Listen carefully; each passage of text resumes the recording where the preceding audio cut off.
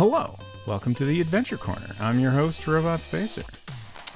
Let's see, I don't have a lot to talk about. I did get some additional brushes. I got, let's see. I got extra large brush for doing big washes over like large areas like the background and stuff. I got this stippling brush. It's called Deerfoot brush because it's kind of shaped. It's hard to focus on. It's kind of shaped like a deerfoot. Unsecret Crush, thank you for 31 months of support. It's a very long time. And also welcome back from the store. So this will hopefully be good for like ground texture in particular. I can just kind of like dab in places and get like a texture that looks a little more like dirt and less like brush strokes. That's the dream anyway. And then I got this brush, which is a, I think it's a 5/0. I don't know how a real painter would say that. 5/0 is how it's written. Let's see. There we go.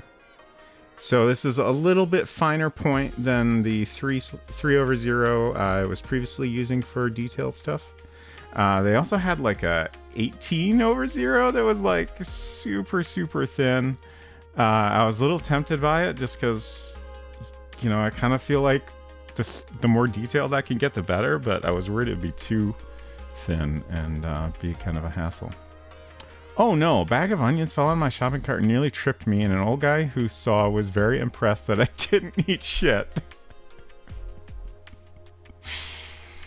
Congratulations. I'm glad you didn't eat shit. I hope you're generally okay. So yeah, those are my new brushes. I also got a fresh tube of titanium white. I already had some titanium white, but it's all like goopy. He kept saying I was very athletic. That's wonderful. So hopefully this titanium white will be a little easier to work with. Definitely the other fresh paints I've gotten they're so much more smooth than the older paints. So the ones that are extra goopy and I'm using a lot, feels worth it to replace them. And then I got this brilliant purple. We'll see how that goes. This is opaque. The purple is another color I've been using a lot that the old tube isn't in the best condition, so I thought I'd give this a shot. I don't think it's remotely the same kind of color. Let's see, where is that tube? But I decided it might actually be closer to what I'm frequently using. Yeah, this is a dioxazine purple. They did have that. But I figure I can always get more paint. I mean, it's not super cheap to buy a ton of this stuff for a single painting, but it's also not wildly expensive either. And who knows, maybe I'll do more painting when I'm done with this. And then I got this graphite paper. I've been basically making my own with charcoal, just rubbing that on the back of paper. I'm hoping this will be a little bit neater and give me slightly more precise lines. By neater, I mean hopefully it won't transfer as much onto the surface. But we'll see. So last week we made this, which was not at all what I was trying to make. I guess the ground is not completely far off from what I was going for, but I also didn't really get that far with it. But the sky, I basically screwed around a lot and couldn't really figure out what I was after. I was also planning to try a different approach here, where I did the background and then transferred my sketch onto here, and then painted the figure and other elements on top of the mostly finished background. But then I came back to this and I was like, you know, this isn't that far off from what I want. And I think if this was a little bit bigger, I would just continue working on it and call it done. I think because it's not bigger, I won't be able to get quite the level of detail I want in certain areas. So that's why I won't be doing that with this. But I think the general approach I used here is probably pretty good, and I should stick with it. The main thing I still need to figure out is exactly what I want the sky to look like, and I need to experiment more with the ground also. I think the stippling brush will get me the result I want with the ground, but there's still a lot of details I need to work out. So I'm going to start another painting and do sky and ground again. I did do some fooling around in Procreate on my iPad just to experiment with different ideas for the sky. I didn't get super far with it, but I think I spent enough time to convince myself that I shouldn't worry about doing anything fancy with this guy. I think just a gradient from probably a little bit of pink at the bottom to like purple to dark purple is really all I need. And I think putting the gradient on kind of a curve instead of straight across will make it look a little more interesting. So that's what I'm going to try, and hopefully I'll be happy with it. We only got a normal amount of points. Oh, you forgot to clip the bonus points coupon. We have so many points for this month. Oh, wait, it's a new month. Shit. Well... it's a disaster. Everything is ruined. I wouldn't worry about it. We'll get plenty of points. We don't buy enough gas to worry about it too much. So yeah, I'm just gonna start on a fresh painting. I picked up some more boards. These are just some really cheap boards I got at Target. Because they did not have any of the boards I've been using at Michael's, which is where I picked these up. I really liked these because the canvas had a really fine texture to it. You know, it wasn't like completely smooth or anything, but like the weave was very fine. I don't know how to describe it other than that. This stuff is, you know, a more typical canvas. I don't think you can really see it well enough on camera, but it's a very rough texture. I put a couple coats of gesso on it to try to help a little bit, but yeah, I didn't want to spend the time sanding it or anything like that to make it really smooth. I'm sure it'll be fine for practice paintings, but it's not ideal. Although I guess it's possible I'll be like, oh wow, this is great. I should have been doing this all along.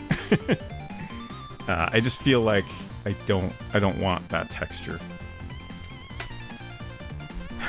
Okay, so I think I'm gonna start out with doing like the background wash on both of these, just so I have a backup board ready in case we need it at any point, whether that's today or in the future. And that way I'm gonna mix up some paint and I won't have as much wasted paint because I always end up with too much paint. Hello, Puzzle. Good to see you. I hope you're doing well. Okay, so I really wanted to do this step before stream, but I did not have time. At least I got the gesso done. In particular, I don't even know if this purple is going to work. And then I would have preferred to have the background completely dry. But we'll check out this purple. Oh, okay, yeah, that's great. I think that's kind of exactly what I want. I was worried it would be a little too bright in color, but I think this is great. Yeah. The wash I want to be a little bit lighter than that, but I won't have to use nearly as much white to get what I want.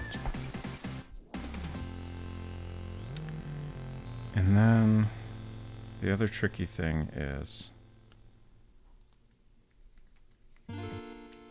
well, since I'm not going over pencil lines, I don't have to use nearly as much water, I suppose. But I do want a decent amount of water to get a thinner background wash, and I keep struggling with how to get a good amount of water in here. I guess I can kind of scoop it out a little bit. If I had like an eyedropper or something, that might be nice, but...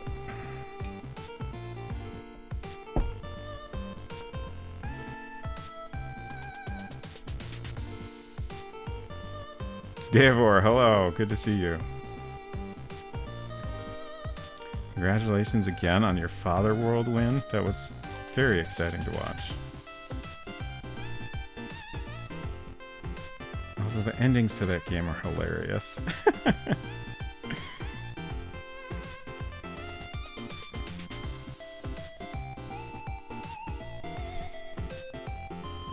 Have some droppers lying around for fish tank reasons. Ah, okay. Yeah, I figured we probably had some. I just, I don't know. Didn't think about it too much.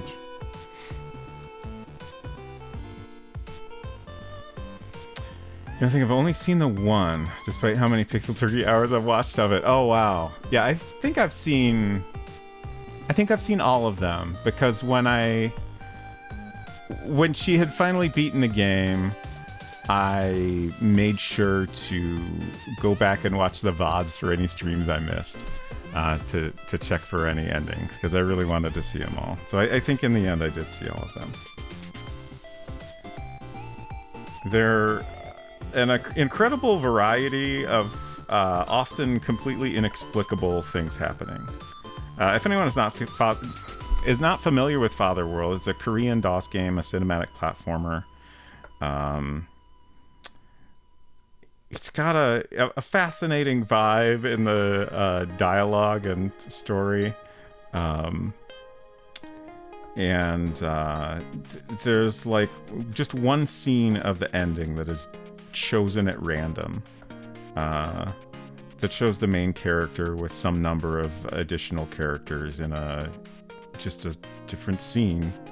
And there's just an incredible variety of different things happening in the endings. Also, the game is like incredibly hard to beat, so if you want to see all of the endings, it's a lot of work. If anyone's not familiar with Father World, don't worry, just wait till December on Robot Spacer's channel. Oh gosh, I don't know about that. I do want to play it more, but I think I'm unwilling to commit to trying to beat it until I've spent more time with it. It requires a lot of patience, and I don't think I have that level of patience for that type of gameplay. Like, for a game like Mapidi Island, like, obviously, obviously I have patience for that type of gameplay. But like action stuff, I think I tend to get frustrated pretty easily. And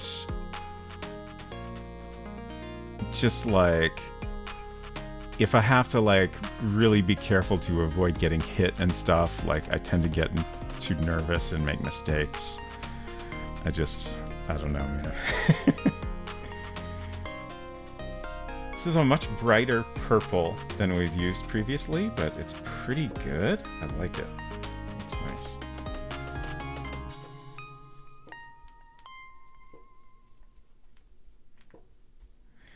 There's also Game Dev Jeff added like some kind of cheat mode. I don't understand exactly how it works, but I know it exists. So that's another possibility.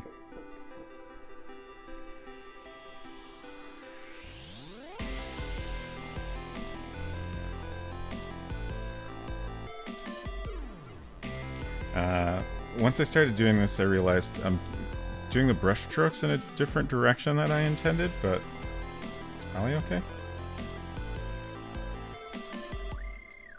Ideally, these brush strokes won't be too apparent in the end, so...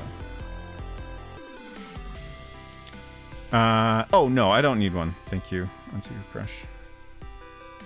I managed to get a little bit of water just by scooping it with the brush, and it's fine. Oh, I read that already. One of the PT uploaded the endings. I don't like. I know the full VODs were up, at least at the time.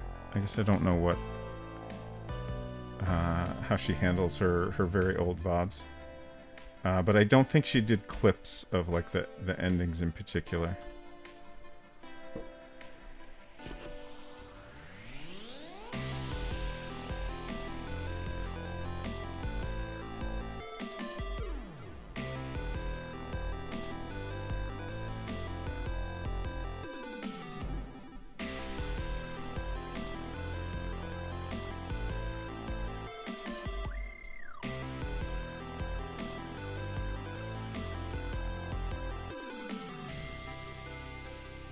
Oh yeah, that's Sinus.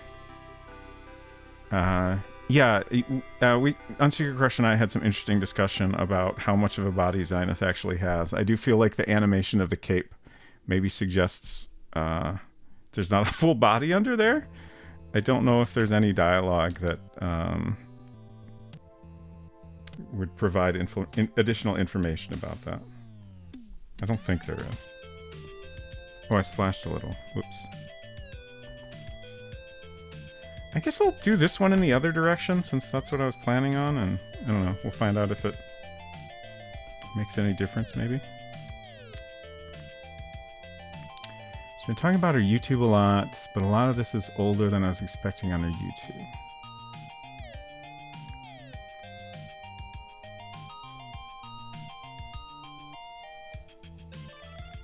I'm curious what she's working on for YouTube.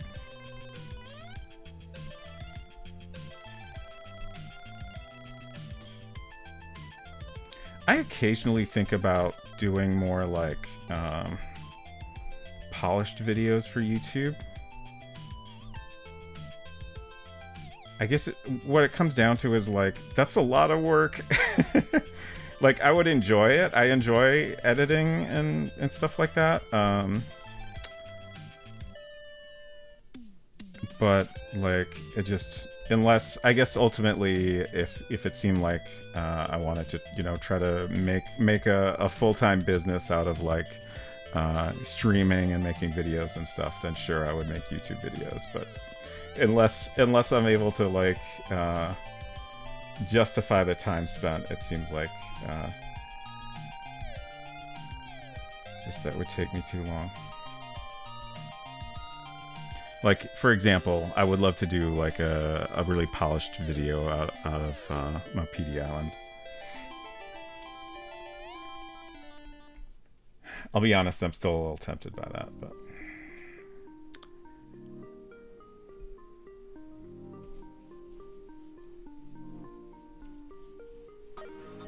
I decided to get a little bit more water and I got too much. I'll deal with it.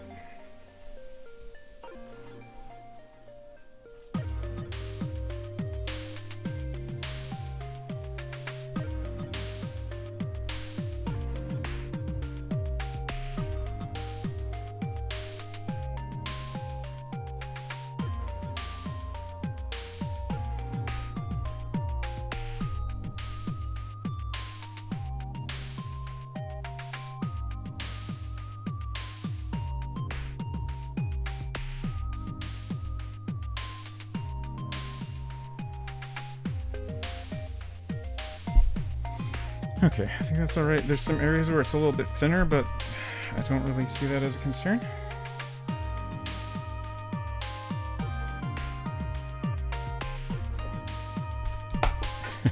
Probably enjoy doing YouTube at work. I have enough already. Yeah, exactly. Honestly, I should probably find ways to do less work, not more.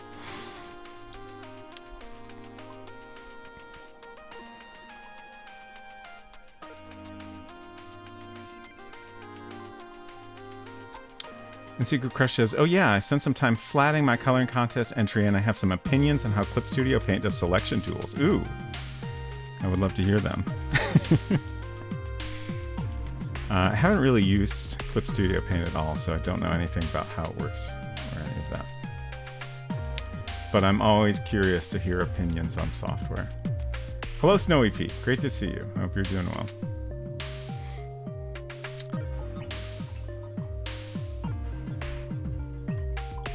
Davor says I would have to be making lore videos on some game I love, I bet. Yeah.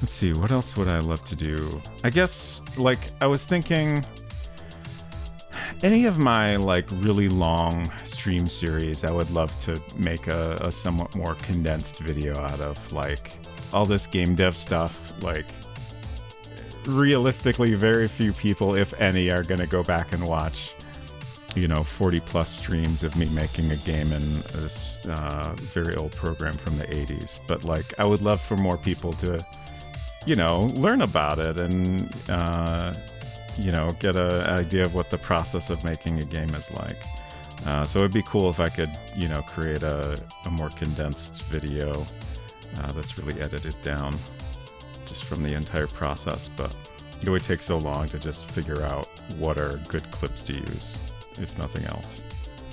Like I would have to spend at least as long as it took for me to stream all of that, plus some additional hours to like put it all together.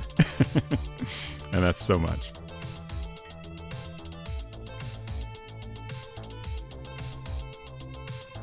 And it's not like, you know, I can just casually watch it and have the work magically be done. You know, I have to actively be watching it and, you know, making note in some way of what are good clips to use and stuff like that. Thinking about how I want to structure it all. So it's like many, many work hours. Golden Sun is the most straightforward answer, but I don't know if there's enough there. Yeah, I don't know that much about Golden Sun, but I have enjoyed what I've seen of you playing it. Unsecret Crush says, so it has a selection pen, which is nice for detail work, and the lasso works about how I remember Photoshop doing things. Hold down Shift to add and Options to subtract. Yeah, but it does not work like that for the polyline tool, and I hate it. Oh, interesting. Interesting. Yeah, I have. I've been trying to use Affinity Photo. Like, I think I've rambled a little bit before. Like, I tend to use Sketch for, like, design work now. But there's a lot of, like, random little stuff I still use Photoshop for just because it's easiest and fast. But, you know, I like to experiment with different options. And I picked up the Affinity Suite a while back. And Affinity Photo does that addition subtraction thing completely different. Like, instead of holding down a modifier key, you click an icon that represents the whether you want to add or subtract or whatever. There's probably some way to do like a keyboard shortcut to just change that mode, but it wasn't super obvious. And like, I feel like the way they do that is more, it's like it's much easier to figure out for a new a person that hasn't used the program before. But you know, someone like me that's super used to Photoshop, it's like it's such a struggle to get used to like some tiny change in like workflow.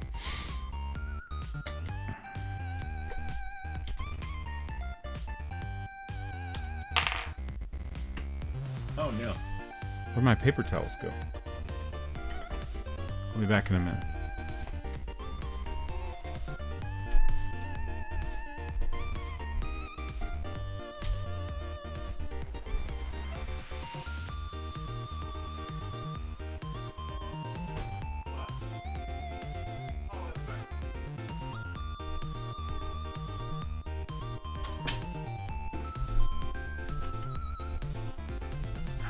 Unsecret Crush stole my paper towels. That's fine.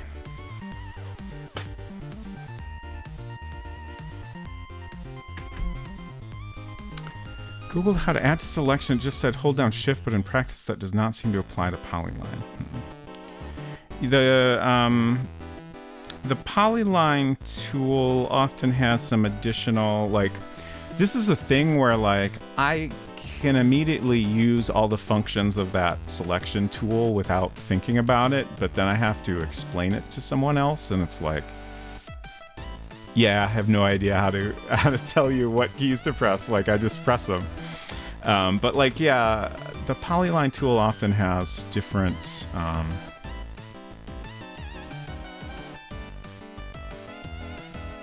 actually, maybe I'm thinking of the lasso tool.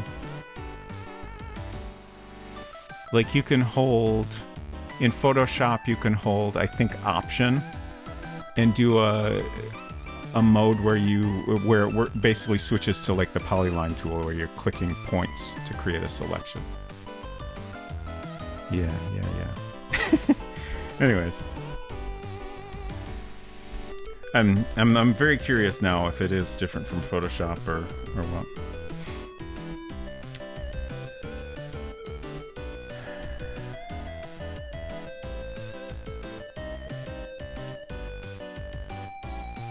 Very hyped to return to it tomorrow morning. No big bosses for a little bit, I think, though. Maybe the Kraken if we get there, but unlikely. Interesting. The selection pen is nice, but it's not pressure sensitive, and I wish it was. Selection pen? Pressure sensitive. I can't make sense of these things. Like, you're making a selection with like a brush tool? Is that what you're describing?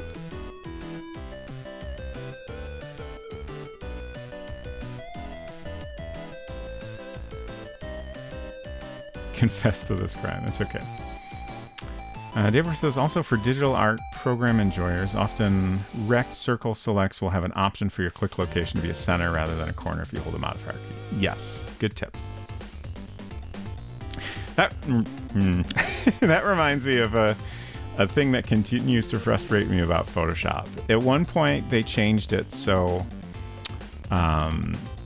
holding down the shift tool in certain situations, like if you're scaling something that you would typically want to scale proportionally, they changed it so the default is to now scale it proportionally, and if you hold down shift, it'll switch to non-proportional scaling. And I can understand why they made that change, except they only made it in certain situations. So it's like, it feels effectively random what scenarios you want to hold shift versus not hold shift. And like, that is just wild to me.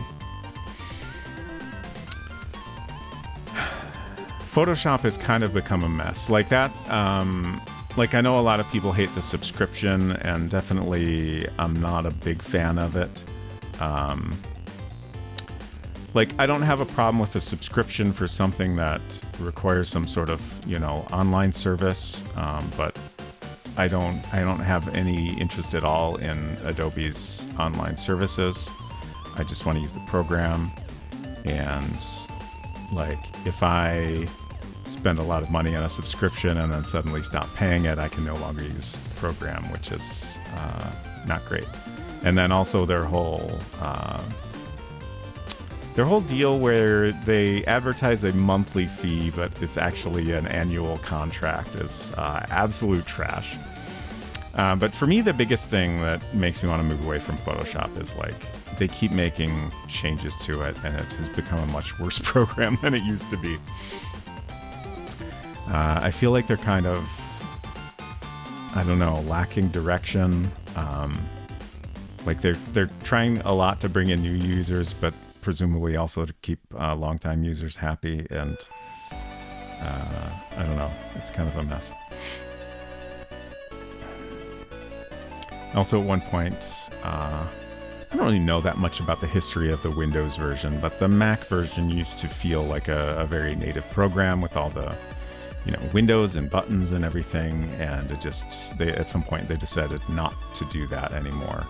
And like initially that was okay because it still functioned like native buttons and stuff, but that is like continually going downhill, and it just makes it harder and harder to use.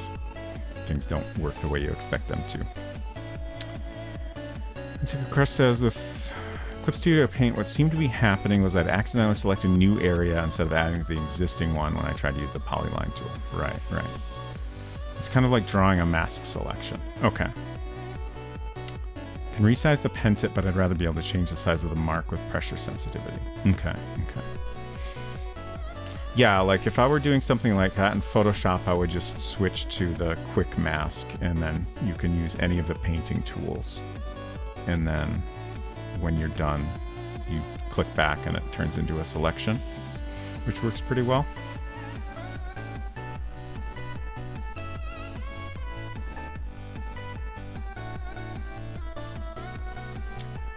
Okay. I'm not actually sure what to do right now because I want to let these dry pretty thoroughly. Okay. Yeah, that's a little sticky in places. Yeah, I got paint all over my hands. Whoops.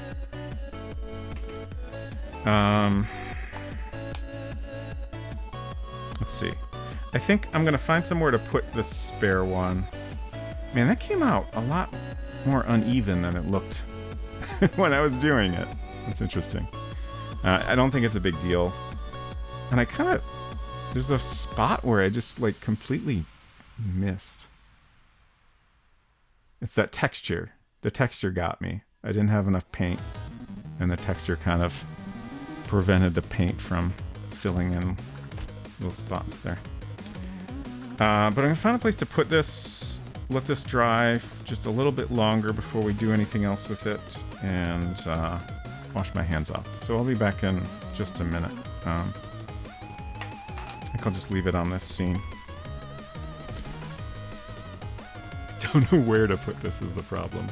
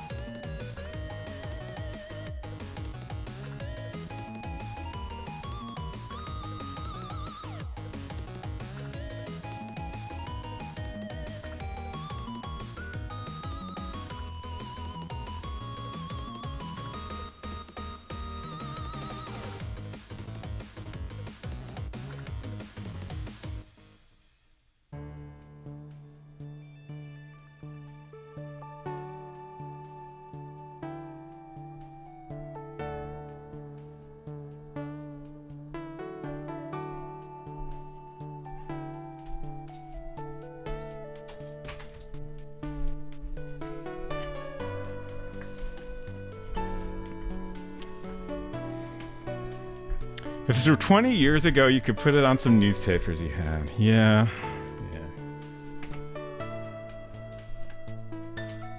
We have a couple sheets of this newsprint paper, which is great. I used to have a ton of this stuff, like big pads of it. I think we both did. But I don't know if I still do. If I do, I don't know where it is. There's a good chance anything I had got thrown out when our basement flooded, because it was probably in the basement and touching the floor.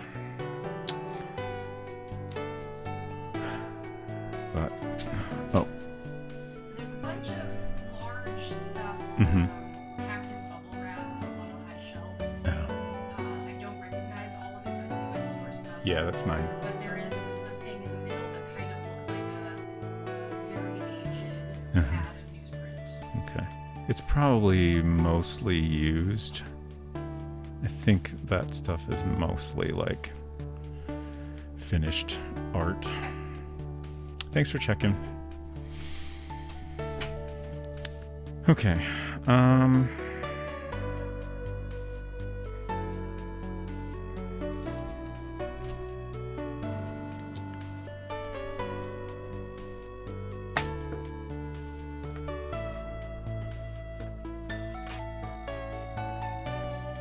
Okay. Like you can see a little bit of the background wash on this one here. It's not super far off. I do think it's a little bit more purple, but that's fine. Oh, right. I guess actually this color here, like around the edges, there's some white that's been added, but the middle is basically just washed there. So it is quite a bit lighter. I'm curious how that'll affect things. I mean, basically it means I'll have to use more white on things like her shirt, but that's fine. And if it feels like this is too purple for the background color, we can always change that in the future. I'm just kind of trying to figure out how to proceed here. I think I'm not even going to worry too much about putting a line in for the ground. Like, it's around the middle. Just knowing that, I think, is good enough. I think I'm just going to try to build up the kind of gradient I'm after here. Do have some newspapers, but they're all in the garage for gardening reasons. Right. Also, I have to get them for my mom. Right.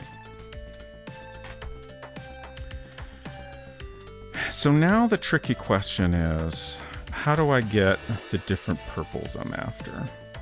I guess I'll continue mixing in this large part of my palette here. Oh, also speaking of palettes, just because we had some drama with the Stay Wet palette. Last week I opened it and it was all moldy inside.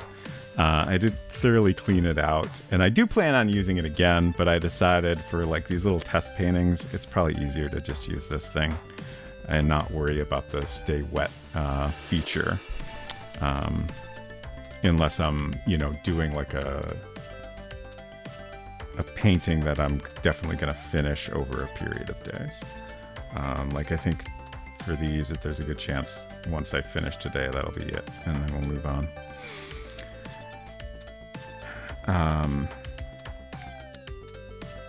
So let's see, we can start with, I guess the tricky thing is, at the horizon, I want it to be more pink. And then I want to go into the kind of purple we have here already, and then I want it to get darker. So I'm trying to think how it makes sense to approach this. I guess I feel like for any given part, I want to put more paint on, especially on this board since I did the brush strokes in the wrong direction.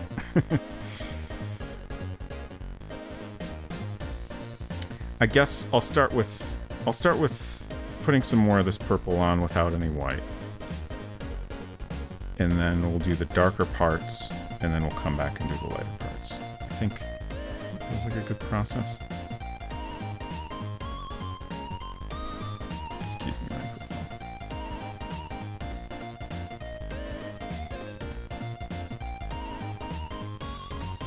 Too much paint.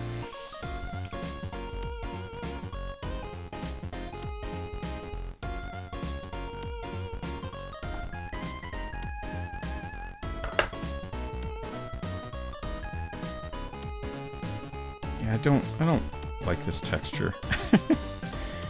It's just, I don't like the way it looks, and it's like, I feel like no matter how much paint I put on here, it's not going to go away. Again, I could have sanded the gesso to get rid of it, but it just felt like too much work for a test painting.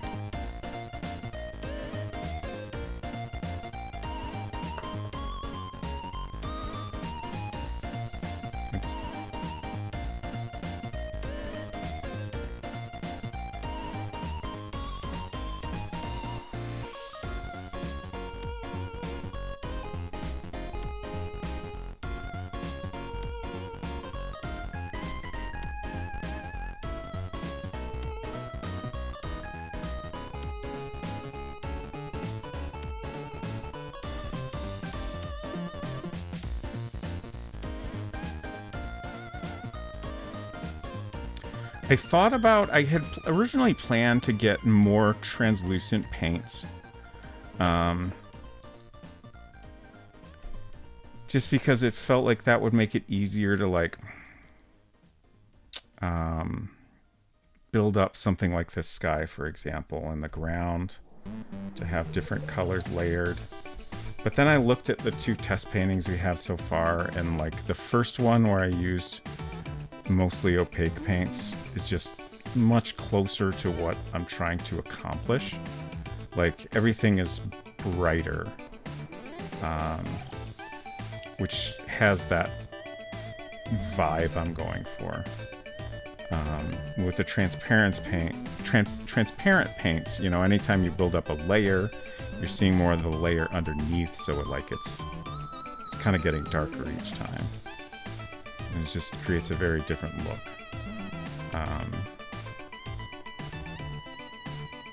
And you know, if that was what I was going for, that'd be fine, but I want to create a finished painting that's just fairly bright overall. More bright than I would normally go for, I think.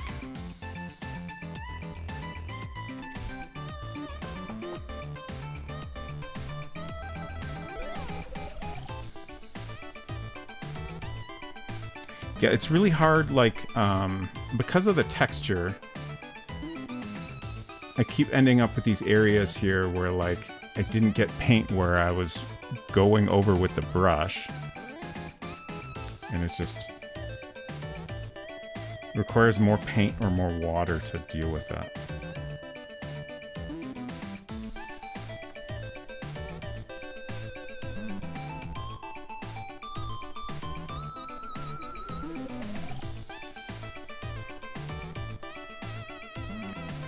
This is kind of why I didn't want to use canvas at all to begin with.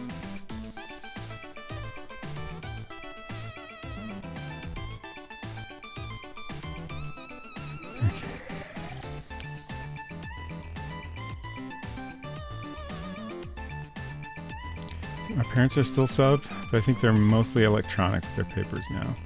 I subscribed to our local paper electronically for a while, but then I got mad at their app. Their app is trash. Also, like, all the local papers are owned by the same company now. I feel like it's kind of that way everywhere. Which, I don't know, I guess, like, I want the local papers to continue to exist, but, like, I feel less bad about not supporting them, I suppose.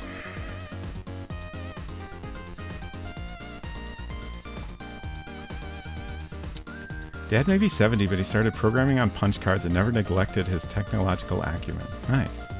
That's great. Crush says, my mom's a crossword fiend. She subs to whatever local papers are left in her area and then prints out more crossword from online papers. A detail I love in particular about Unsecret Crush's mom is that she will take screenshots of crosswords on her iPad and then print the screenshots. I assume that's just the easiest way to print them out. And, you know, it works, so I just think it's great. Hello, 6-7. Good to see you. Reminds me of my purple pillow. Nice. Hello, Eden Wave. Good to see you as well. Developer problems who can't stand bad apps. Yeah, it's a problem for sure. Lifelong issue.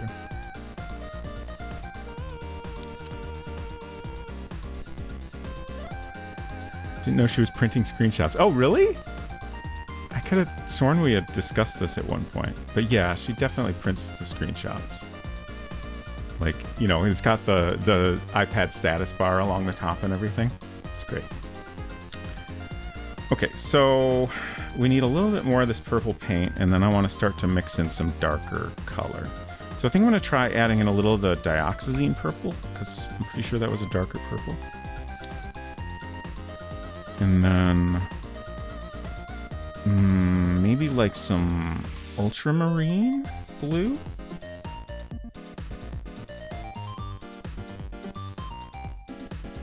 Like, it's really easy to think, oh, I want something to be darker, I'll just add black, but that's not...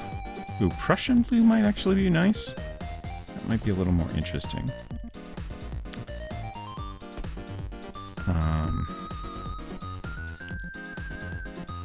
Honestly, a little bit of green might even be interesting. But... I don't think I want to get too experimental here. Okay, so there's our aquamarine. Phthalo green. Oh, right, that was transparent.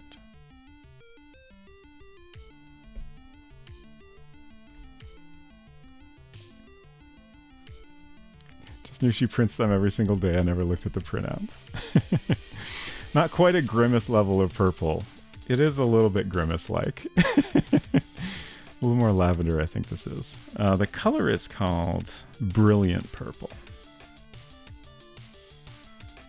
So it came out pretty close to the little sample stripe there.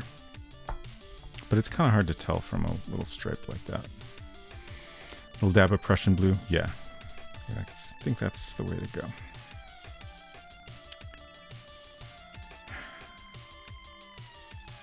Speaking of paint mixing, I keep... Like, I got the Stay Wet palette, we got this cheap little plastic thing. I keep feeling like I understand why a lot of artists just use a sheet of glass. I think having these little sections is not really helpful. Like, I frequently want to, like, dab out a little paint. And, like, at this point, I just got to do it in some open spot. Because, you know, I don't want to get my existing paint onto this tube. It just feels like any kind of, like, little divider sections are a pain. Having, like, things indented makes it a more of a hassle.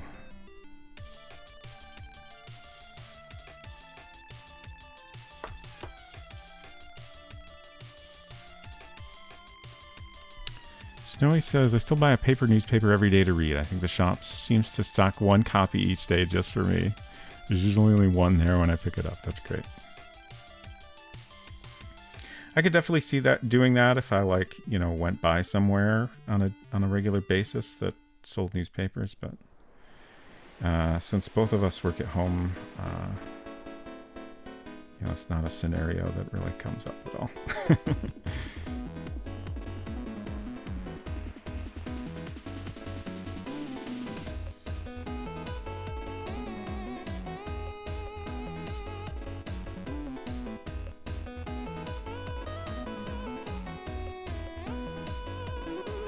Oh, did I? I didn't actually do any of the dioxazine purple, did I?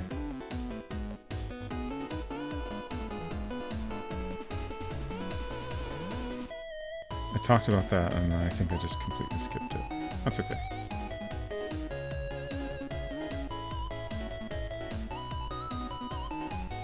Getting some clumpiness here that I'm not sure... What the cause of that is. It might just be the blue I added, but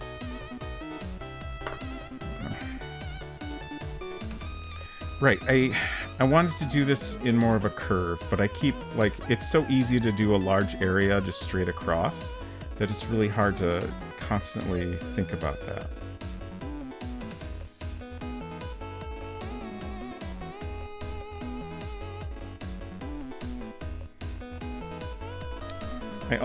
I would like to have, like, I said that I experimented a little on my iPad, and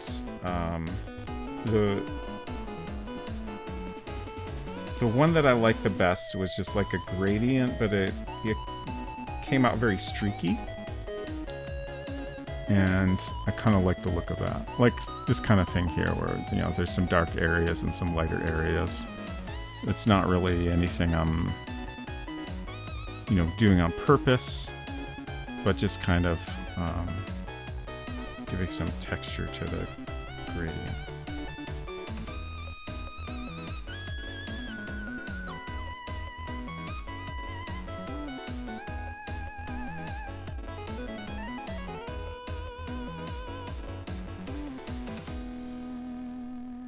I had kind of visualized having like a prominent like pink swirl or streak through the sky, but all my attempts to do that just, I don't know, didn't quite look right.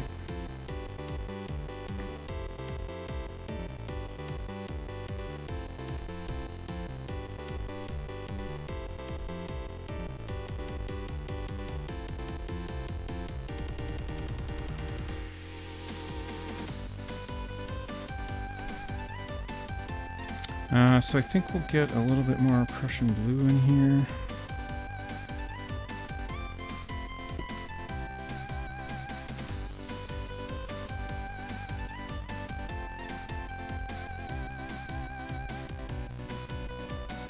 I think these wells are better suited to watercolor tube paints. Ah, yeah, that makes sense.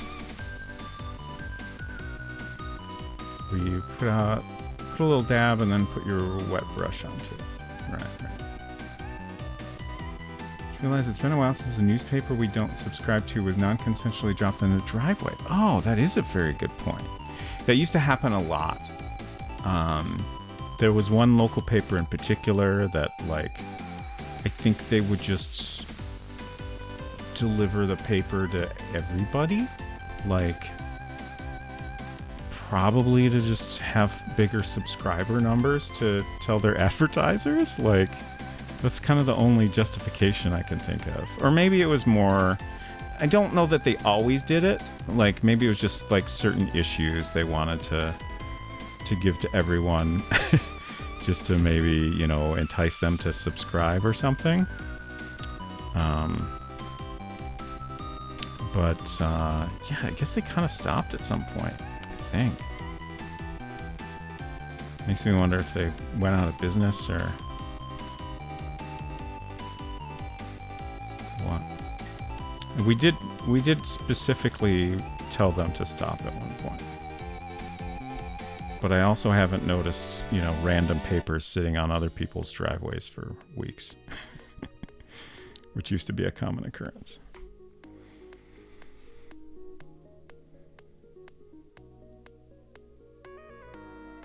Chicago had a free paper called the Red Eye, which I picked up for the Sudoku puzzle. Nice.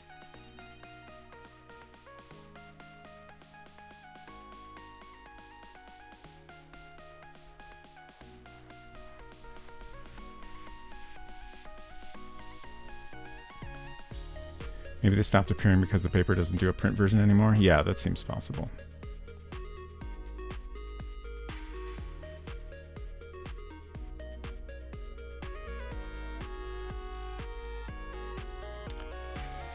Yeah, I don't know why website advertising is so bad. I mean, I kind of get it, but I also don't.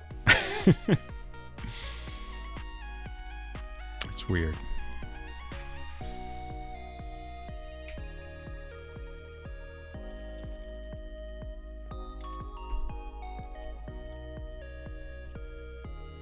Hello, Game Dev Jeff. Just stop opening websites and the problem will go away. That's a good idea. I seem to have a problem doing that myself. I keep opening websites for some reason.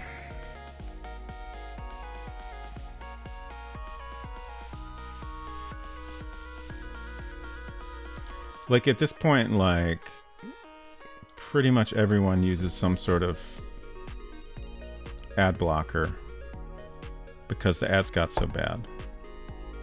So like there has to be a net negative for websites in the end, right? Yeah, this blue is a little goopy. Okay. It's goopy in a particularly unpleasant way. It feels a little bit worse than the white was.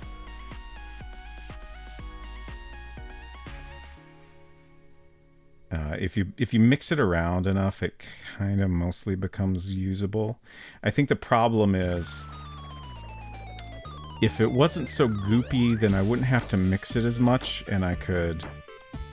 It'd be easier to give myself subtler values to go between, but I kind of have to like mix this whole big area to get it smoothed out again.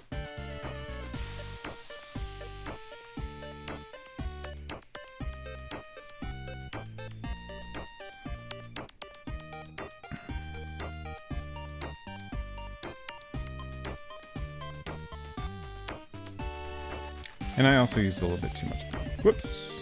That's fine. I don't think it's unmanageable.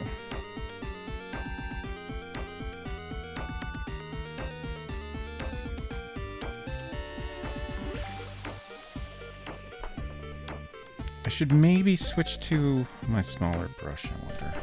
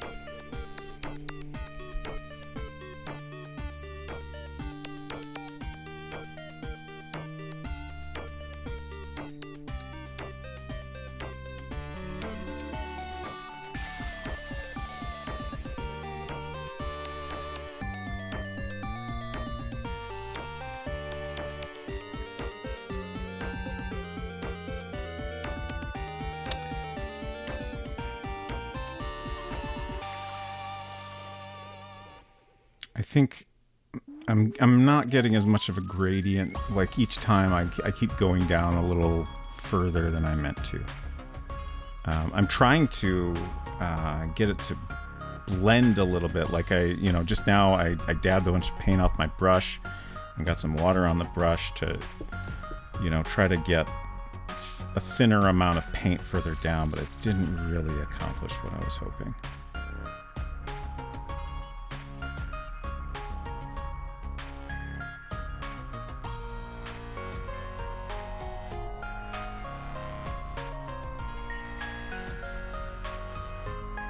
Yeah, that was a mistake too.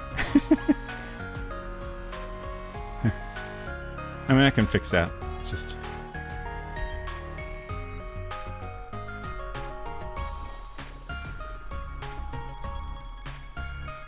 I can't decide if that's as dark as I want to go. Maybe I'll try a little bit of green, because I think that would be interesting if it worked out well.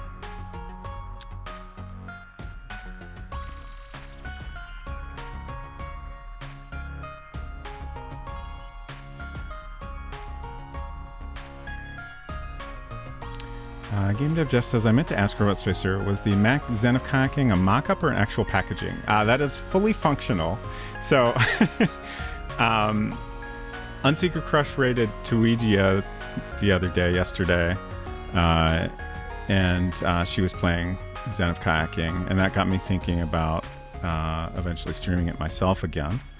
And I thought, well, so many folks have been playing it. If I play it, I should play it in my own unique way.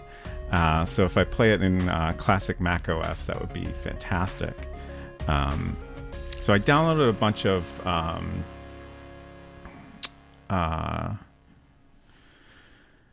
Inform interpreters that have a System 6 or System 7 compatible version, and tried them all out.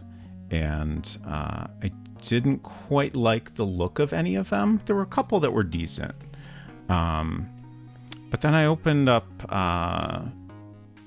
Zork to see what that looked like. And I was like, yeah, that looks pretty great. It's just like a lot of them have like a separate window for the status bar. And it's just like adds some visual clutter that I wasn't a fan of.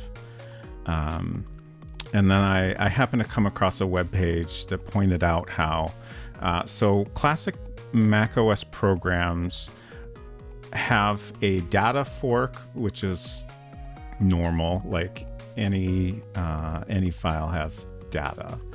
But then you also have a resource fork, which is kind of like this separate layer of data that's like different metadata. So you have things like custom icons, strings that the program can use. Sometimes you can even have like actual code in there. So apparently the way the Infocom games were packaged is like the game data, in this case, like the, .z3 file or whatever, has the actual game data, and then like the whole interpreter is in the resource fork. So you can make a like Infocom style version of like any Inform game by just copying all the resource fork data and adding it to your Z3 file or whatever. The trick there is you have to use Infocom game that uses like the same version of the interpreter. But I was able to look that up online, and most of the Zork games are Z3, it seems like. So so that's what I did. The only quirk is like if you go in the About box, it looks like an Infocom program there, but it runs perfectly fine as far as I can tell. Obviously, I didn't test it a bunch, but I see no reason to believe I would run into any issues. And then once I'd done that, I was like, well, it's too bad I don't have the, the nice little startup screen art. And then I thought, I could just create a single screen HyperCard stack that launches the interpreter when you click anywhere. So I most of the time I spent working on that was just figuring out a nice way to convert the art to like monochrome dithered and get it looking good. So yeah, that's what I did last night while I couldn't sleep. Seen some community tools floating around for automatically generating Z-Machine adventure game builds for end platforms, but at a glance they appear to be using files from commercial Infocom products. Interesting. Yeah, there are a couple, I assume open source ones that I found that were decent. Just none of them were quite up to my needlessly picky standards. Still good though. Prefer a stainless steel fork. All right, let's try a little green here. See how much I regret it.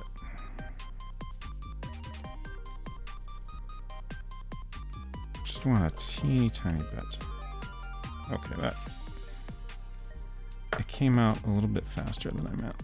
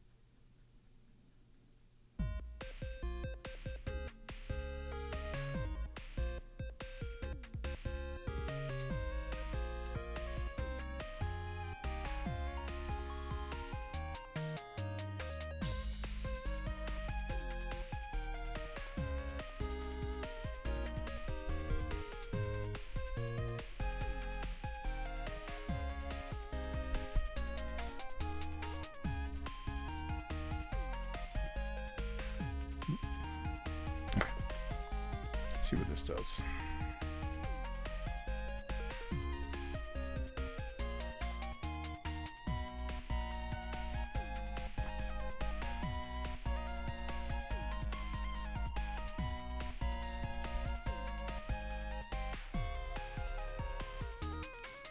It's very subtle on camera. It's also pretty subtle in real life, but it's a little more obvious.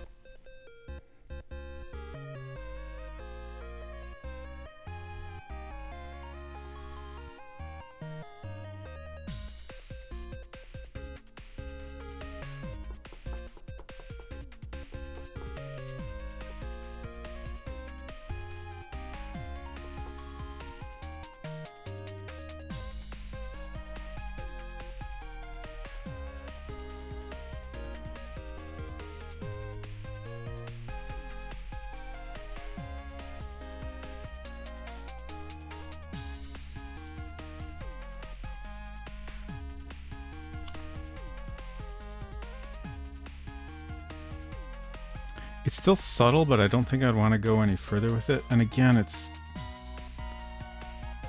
I'm trying to like figure out if there's an angle where you can see the green better. Can't seem to find one.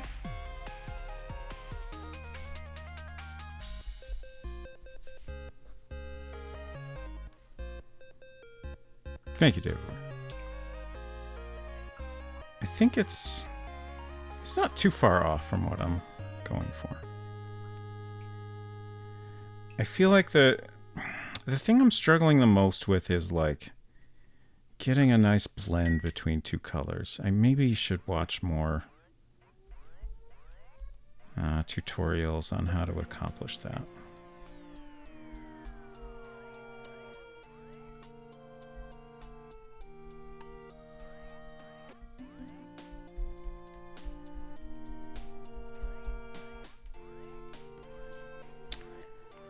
Okay, now I think I want to, like, that's, I think, as dark as I want to go at the top. So I want to get the middle back to the tone I was going for. So I want to bring the lighter area back up more, and then we'll start to add just a little bit of, like, pinkish color. Let's see. How am I going to get that pinkish color is the question.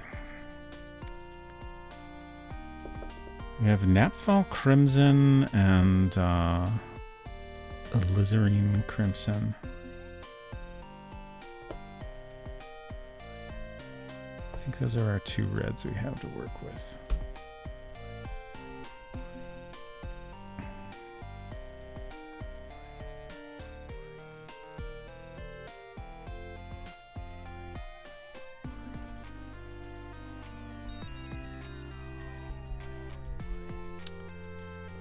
Okay.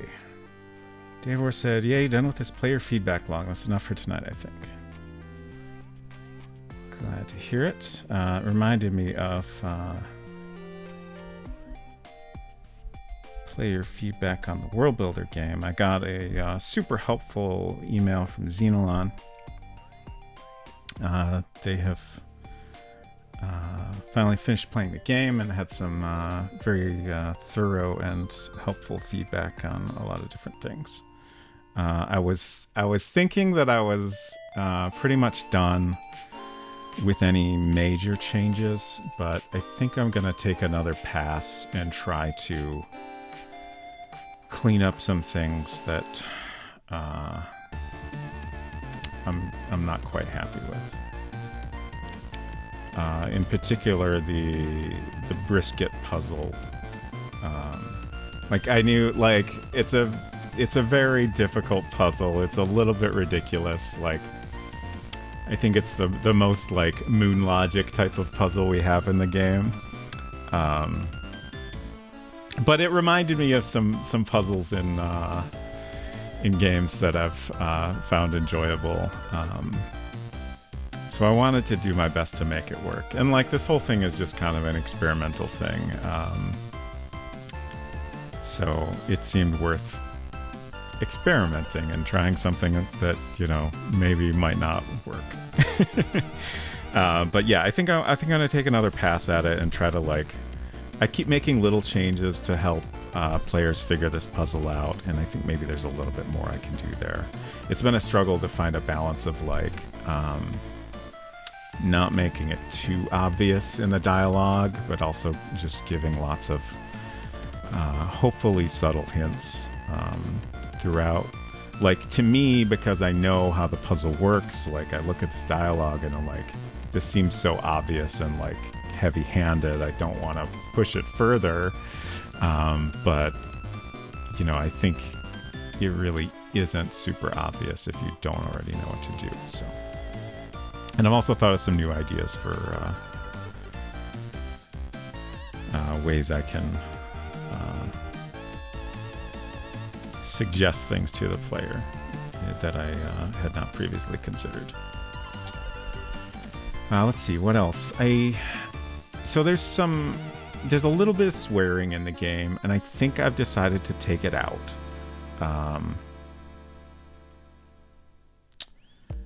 I've always been a little worried that, like, the story of the game has a fairly serious tone, and a lot of the gameplay is not super serious.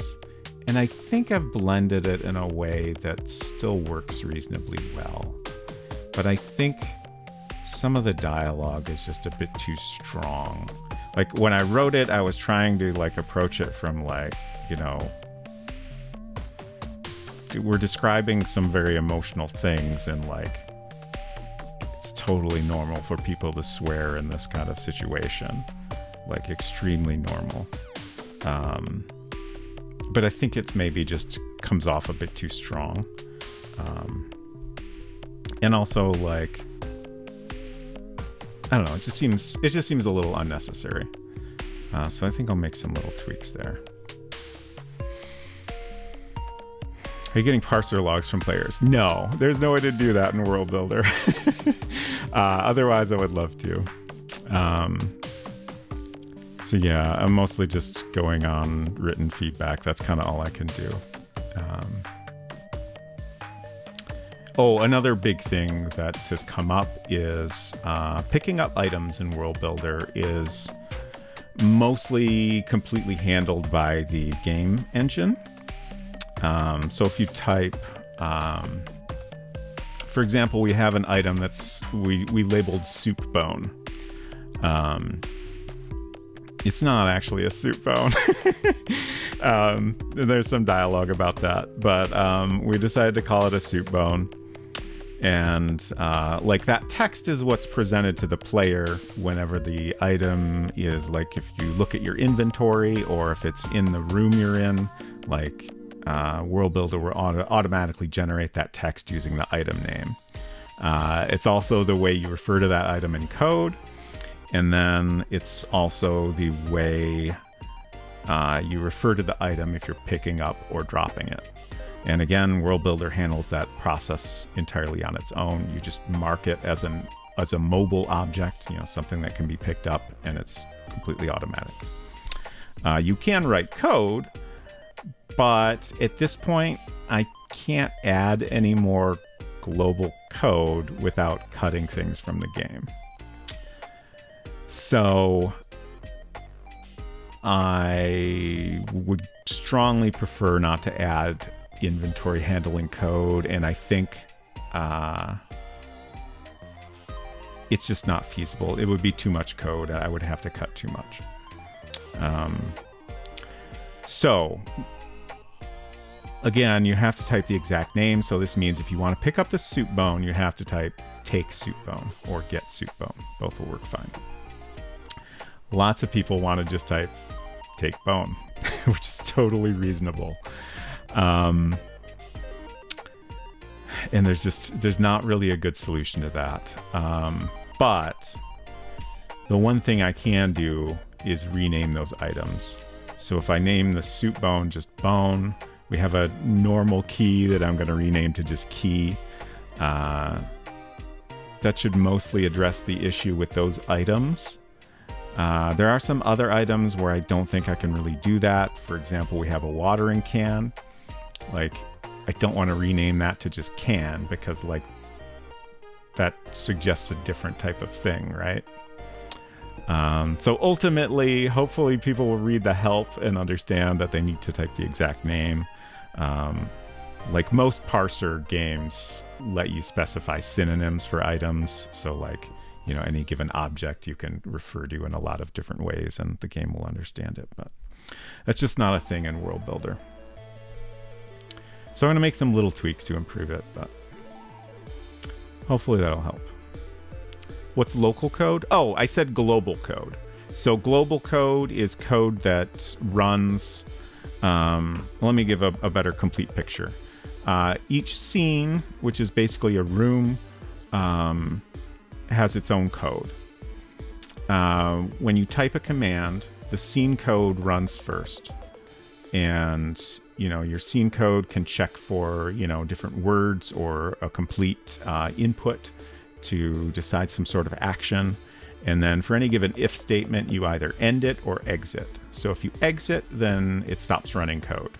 But if you just do an end, or if you don't have any commands that are appropriate for what the player did, then it will go on to the global code. And the global code will run no matter where they are. So, you know, that's where you want to put stuff like, something related to the inventory. Like, you know, if you look at a thing you're holding, like that needs to be in the global code. Otherwise, you would have to copy and paste it in every single room. So yeah, there's a lot of different things that have to be in the global code, and then there's like a set limit on the amount of code you can put in any window. Allegedly, it's 10,000 characters, but it's actually more like 8,000, it seems like. I think what's happening is like a lot of...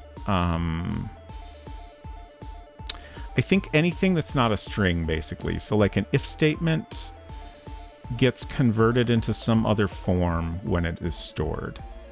Or like a, you know, a comparison, or you know, any like I can't think of the right programming term for like you know, a bit of code that's not a string. I'm sure there is one, I'm blanking on it.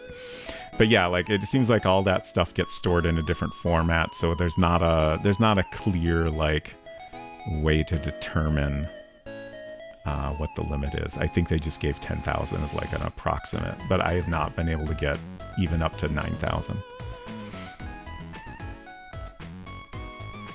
I guess maybe if all your item names are super short and you aren't printing a lot of text, you could maybe get there. Primitive number, like I'm talking about, like, you know, the word if and the word then, and like your brackets, those kind of things.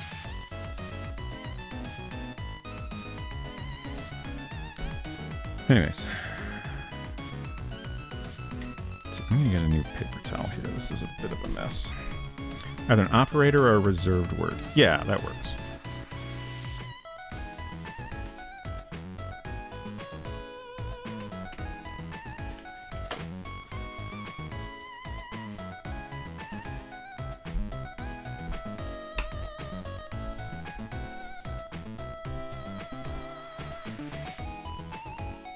Just kind of looking at this again now. It's a little more dry. I tried adjusting my light so I would get less glare, but then I was not getting enough light, so I just have to deal with it. Okay, so we're gonna go back to the new purple I got, brilliant purple. I'm gonna try to blend some more of that in. Maybe I want to get the small brush for this, actually. Smaller big brush.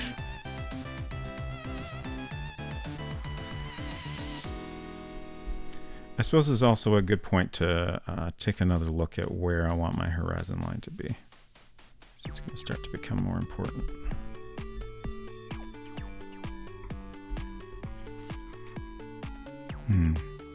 I also just remembered I was going to experiment with the stippling brush in the sky, but maybe I'll use that for the ground at first, and then if it feels like it might work well for the sky once I've gotten used to it, then I can consider that later.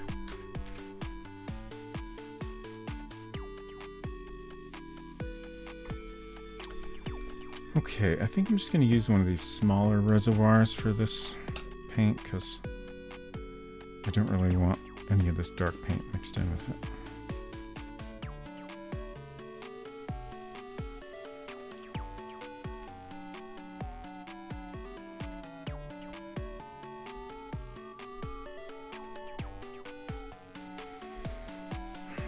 I'm just thinking about how to better blend this.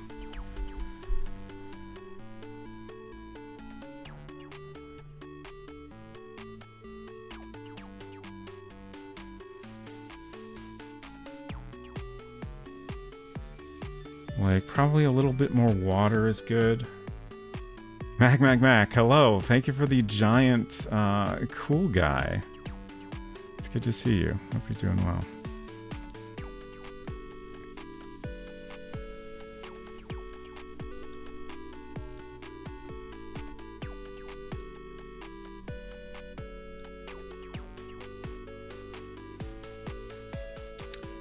Cool guy, all right. Okay.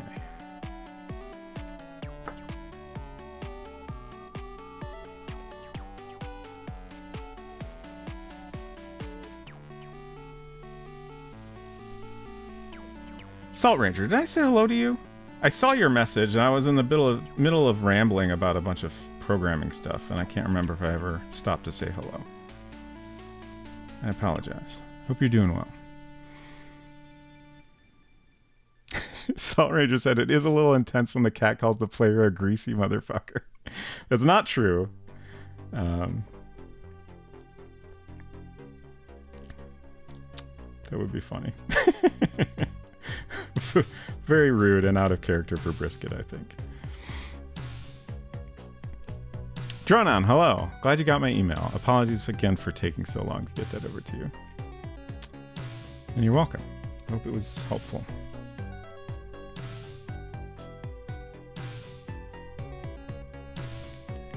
Okay. I'm trying to figure out how to do this where I can see with less glare what I'm doing. Kind of tricky.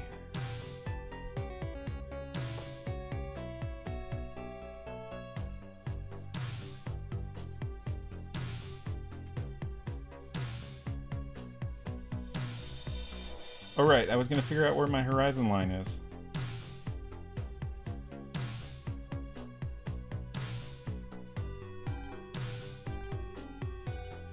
Okay, I feel like watering the paint down a little helped a lot.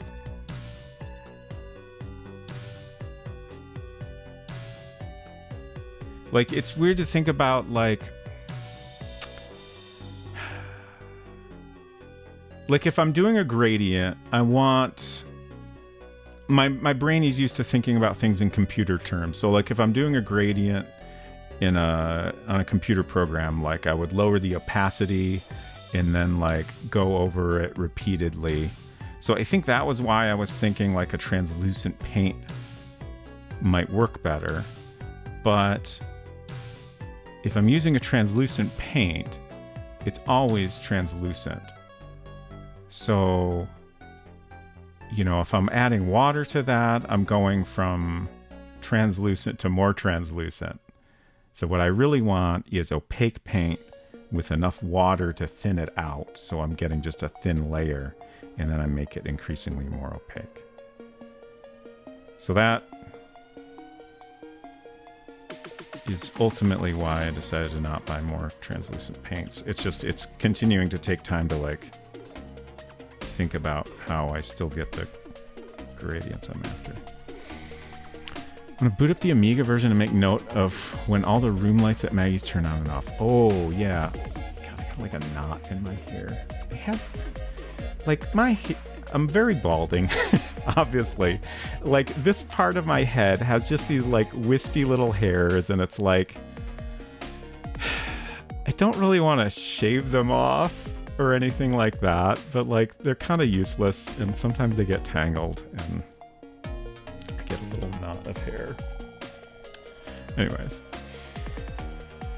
Yeah, I kind of want to spend more time with the Amiga version. I doubt I would stream it, but it's got so many neat details. I do want to find time to stream some more speedruns of that game. That'll probably just be an impromptu thing. Okay, so our horizon line is right around here-ish. A lot of this area is going to be hidden.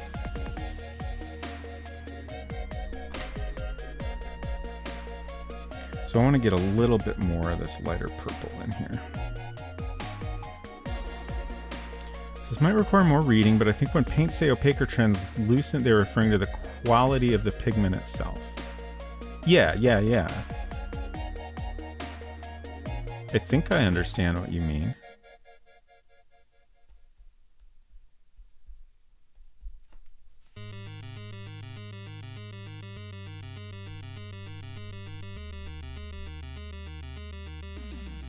But maybe I don't. I don't know. I just, like, the main thing I've noticed is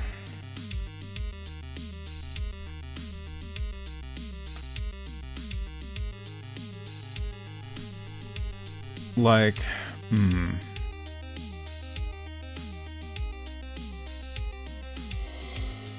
let's see. I'm trying to remember exactly what I did here, so I'm not saying things that aren't actually true. But like here, you know, I think I mixed the brown with something translucent. I'm not positive. I could be wrong. But, you know, like we got this, like, you know, you can see a lot of the dark purple under here.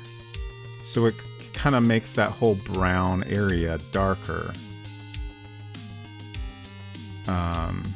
And like in this specific instance, that looks good and fine. But like for layering up a gradient in the sky here, that's not really what I want to accomplish. Whereas like these areas here, you know, this is very opaque. And then, you know, I've tried to kind of, you know, do some dabbing effect to kind of fade it. You know, it didn't work out very well. I'm hoping the stippling brush will help with that and just practice as well. But all right, and then like this phthalo green was transparent actually. So like whenever I use that,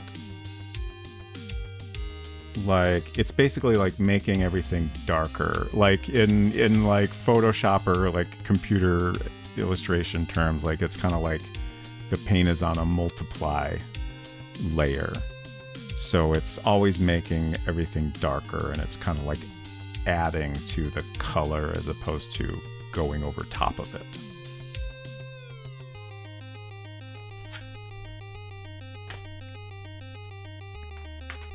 And then I assume translucent is kind of in between transparent and opaque. Efton says, opaque means it'll cover opaquely, translucent means it'll be more like a stain, you can see through it like stained glass window. Right. Yeah, that's been my experience. Thank you for the description, though. That's a good way to think of it. And I hope you're doing well tonight. Oh, Dronan said, I checked for points from visiting every room, nothing happened, and Juice Chimney does emit smoke briefly. Oh, we completely missed seeing that. There's so many little things that I wanted to check out fully on Tuesday, but just ran out of time. If you paint a translucent pigment over a light ground, it will appear brighter, but the same pigment over a darker ground will be more like a glaze. Right. Yeah. So what I mean is that if you want a certain color, like Prussian blue as an example, that pigment itself is translucent. There's not really such thing as an opaque Prussian blue as an example that may not be factually accurate. Okay. I see what you mean.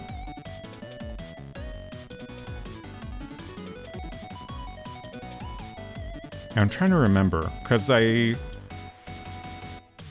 was previously thinking that I wanted a transparent or translucent burnt sienna.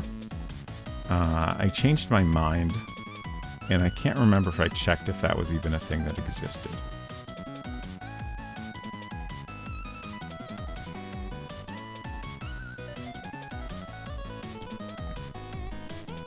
But yeah, like I said, I feel like generally opaque colors are going to give this kind of like overall brighter look that is more what I want. Like the translucent shadows with the greenish, like I think that worked pretty great. But for the most part, opaque paints are going to get me closer to the kind of overall bright look that I want.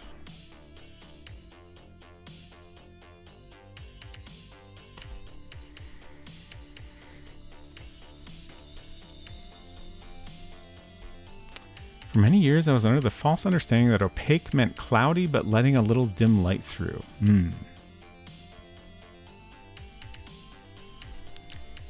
Okay, that's the wrong brush.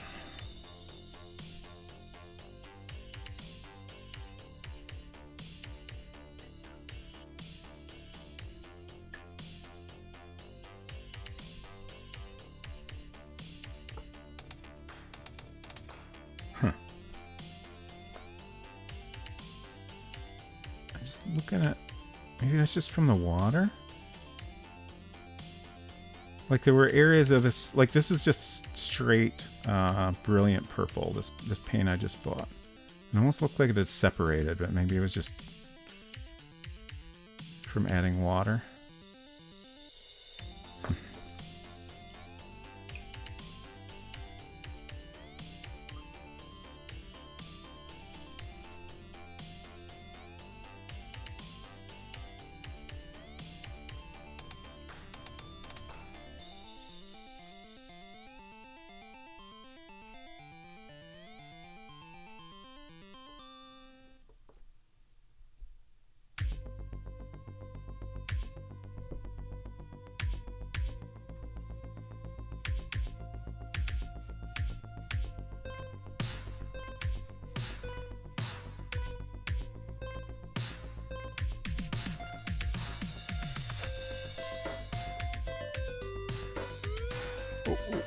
That was close. I almost got a glob.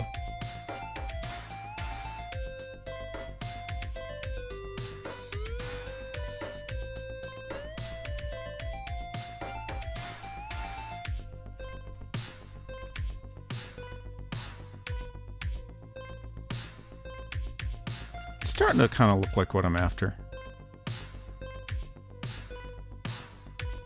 I think this over here is maybe a little dark, but also now that I think about it, like that's going to get covered up anyway, so I don't think I'll worry about it.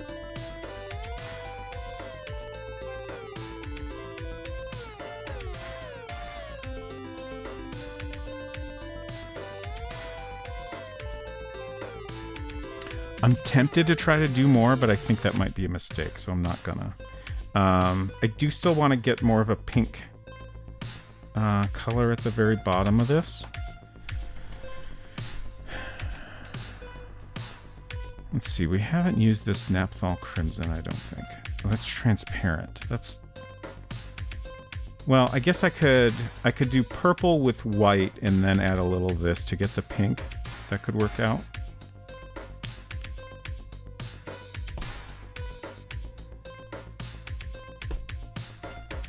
Let's see what this looks like.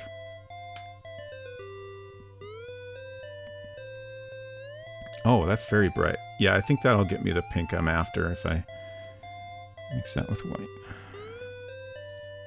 It might actually be too bright, but we'll see. Pigments that have high opacity comprise of ground powder that causes light to scatter in different directions. Okay.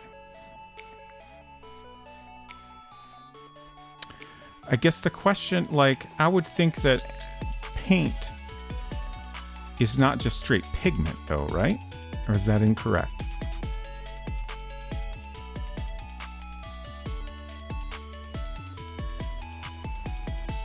Yeah, like this says vehicle, acrylic polymer emulsion, and then pigment is the naphthol carbamide that gives it the color.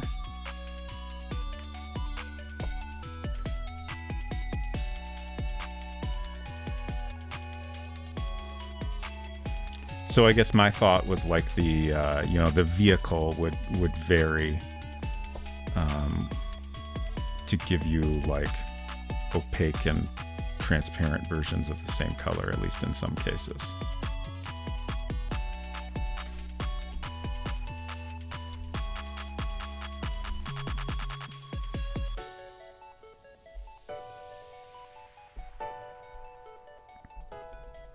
Trying to find an opaque color.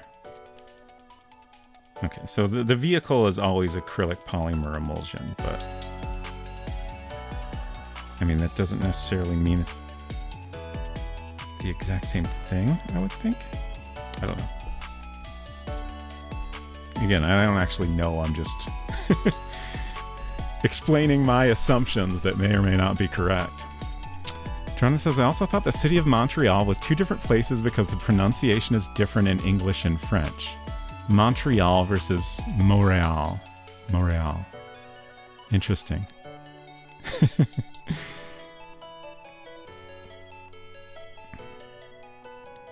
Website I'm looking at possibly confusing me, but it says there are some pigments that are more opaque when wet and dry, translucent. Unclear if that's distinct from transparent. Yeah, like some of the paints are transparent and some are translucent. And the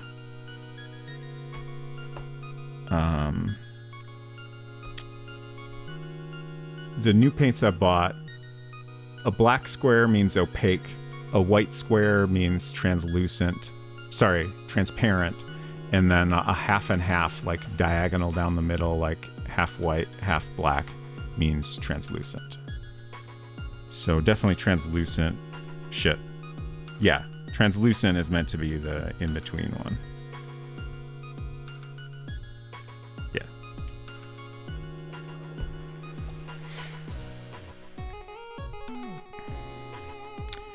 There's a Windsor and Newton site with a demonstration video. Okay. I won't watch that now, but I will check it out later. Maybe I will watch it now, actually. I'm just going to watch it really quick. So it's just kind of smearing different paints over a black strip. Got it. Interesting.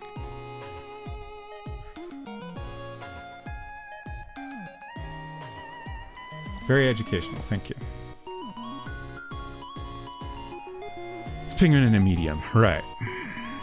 The pigment is the thing giving you the color. The vehicle is probably the same for all paints of the same brand, at least. Okay. We need how it's made for Liquitex paints. My assumption is that all acrylic vehicle is a neutral, probably clear goop, and then whether it's opaque or translucent or transparent comes down to what the pigment is. Okay, could be. It's also narration. I don't know what he's saying though. Okay, yeah, I'll watch the full thing later. Okay, so now I'm gonna try to make something pinky. I think I'll start with some white in a new well. That's the old white. Get out of here, old white. Nobody wants you anymore. Transparent mixing white. I also don't know, like, I bought this transparent mixing white thinking that it sounded useful in certain scenarios, but like, I haven't quite figured that out. Actually, now that I think about it, like, I think I used a lot of transparent mixing white on this when I wanted to lighten things up. And that's how I ended up with this kind of, you know, more of an overlay happening in certain areas.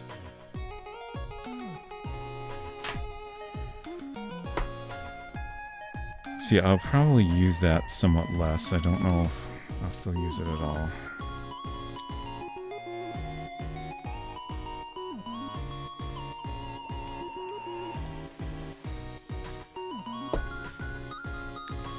So that plus... I'll dab a little purple out of the other well, and then...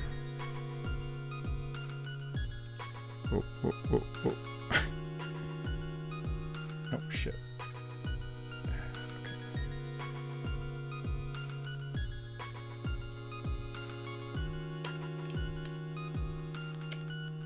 Paint on my hand.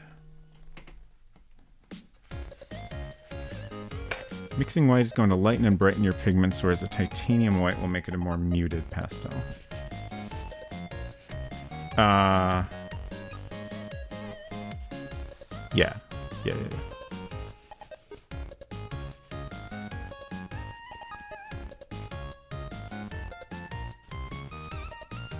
Just had to think for a minute about the naming of things.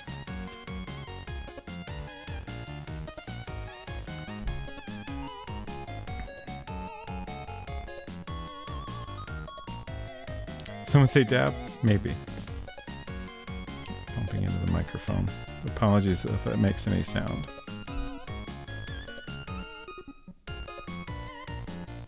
It's very hard to keep a microphone in a good place and also not bump into it while I'm painting. Okay. So I'm just going to take a tiny bit of this at a time. And mix it in with this white here.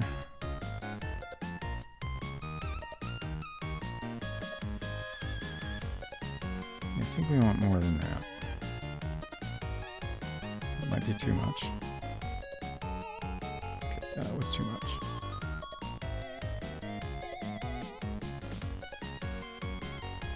That might be okay, because we're also going to mix in purple.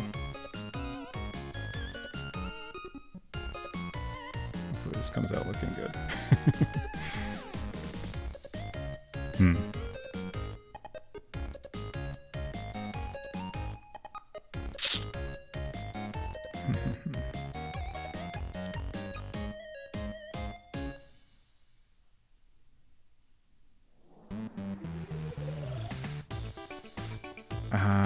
That's coming out a little more muted than I was picturing, but like also, we don't want it too vibrant. Also, this is making me nervous because like I'm pretty happy with this so far, and I'm worried I'm about to fuck it up completely. But this is a test painting, like nothing is gonna be final here, so it's silly to not experiment.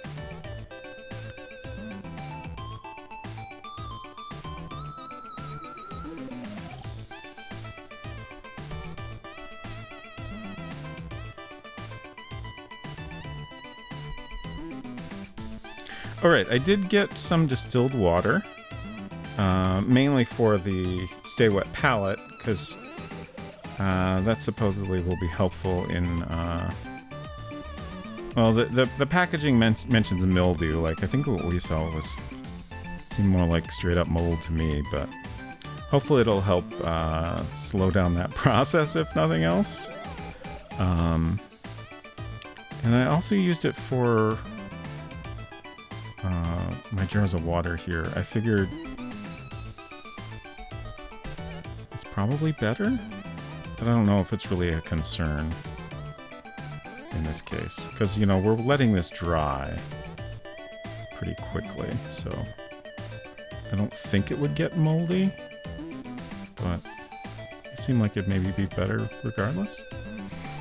Is mildew not a type of mold? I mean, I don't really know what the difference is. I guess in my brain, mildew is like the beginnings of mold.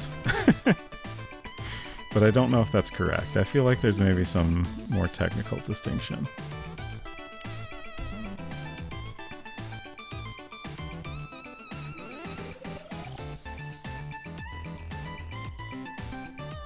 Alright. Here goes.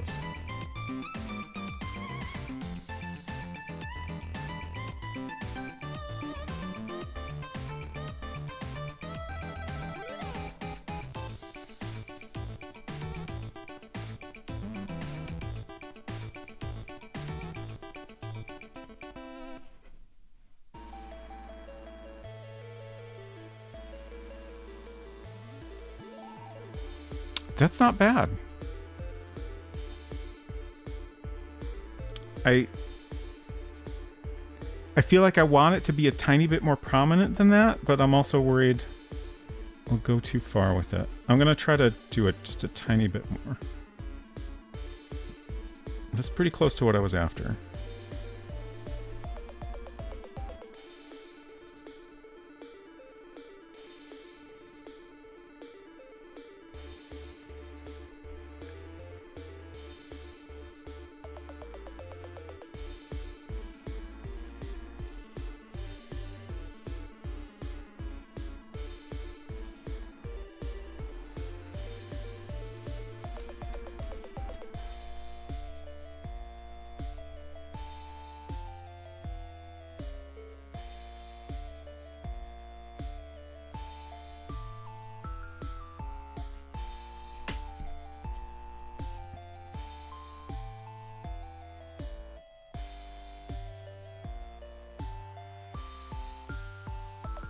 Pretty happy with that.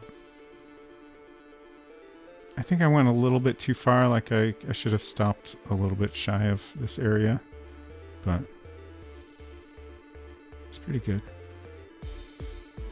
I'm a little bit tempted to see what it would look like if I tried to get some like very subtle streaks up here, but I feel like I wouldn't be able to accomplish what I'm picturing. So I think we'll just leave it at that. I think if this were the final, I might come back and do a little bit more darker purple to fix up what I just did, but I think we'll just leave it at that.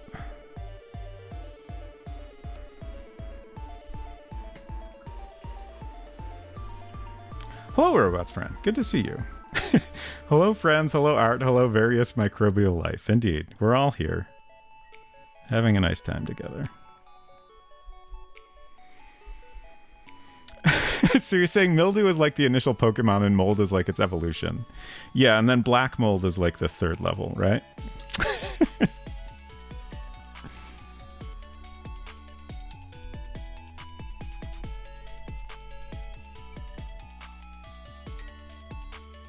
I'm pretty sure that's exactly how it works. All right. Let me think here.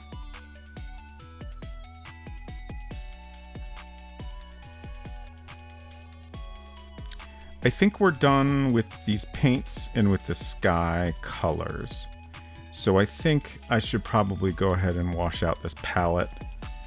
And I'm going to refresh my jar of... I don't know what to call this jar. This is my jar that I'm washing off my brushes in. This is my jar of like ostensibly clean water that I'm using to like, you know, water down my paints. Okay. So I'm gonna go take care of that, and this will probably be a longer break because it's gonna take me a few minutes to clean up the palette. I think I'll go ahead and leave it on the screen and just mute, but it'll be about 5 minutes or so at least. I'll see y'all in a few.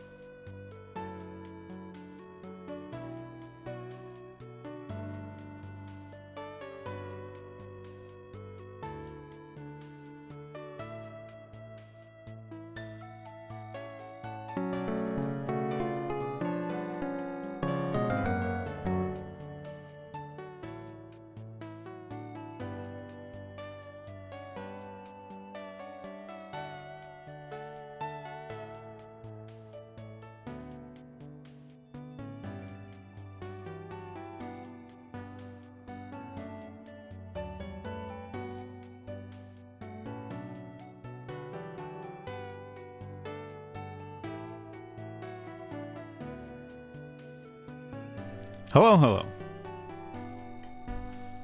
Welcome, everyone. 2 raids. Oh my gosh. Art by Mate. Let me know if I'm pronouncing that correctly. Thank you so much for the raid. I see you're doing some art as well. Recreating an old painting into an oil pastel piece. Sounds fantastic. Hope you had a great stream.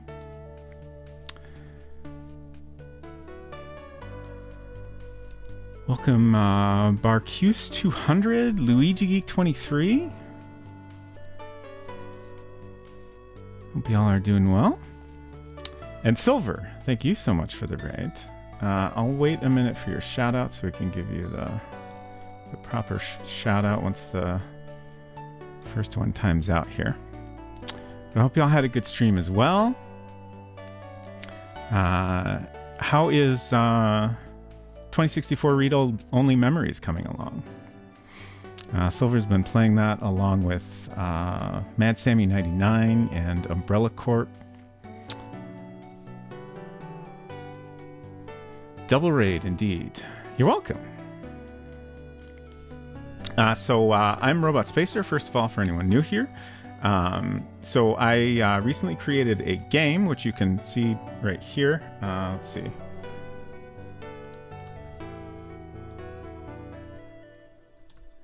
And here's where you can get some info about that if you're interested.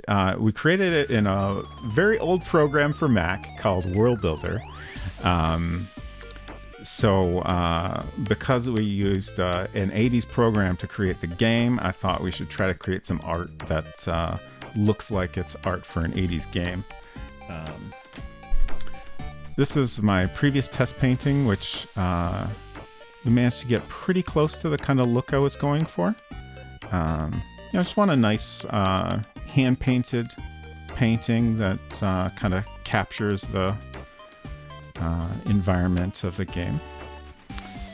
So this was pretty close to what I was after, but I just did flat colors for the sky and ground, and I'm just trying to get a better idea of what I want that to look like in the final painting. Last week we did this test, which was extremely experimental and nothing at all like what I wanted it to look like. So we're taking another shot at it. I think we're getting closer now. I decided to just keep it simple and go for just kind of a gradient in the sky, and we'll start working on the ground next.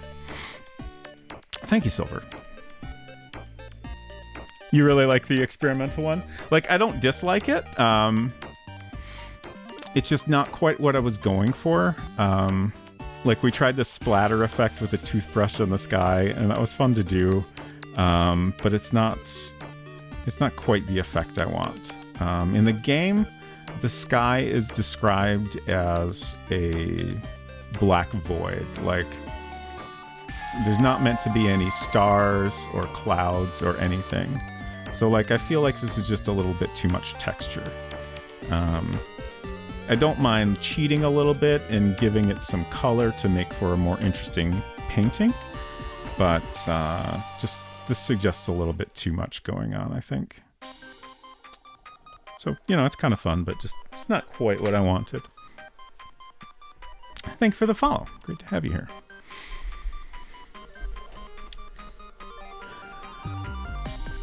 Technically, these have all been experimental. Yeah. Just last week's was even more so.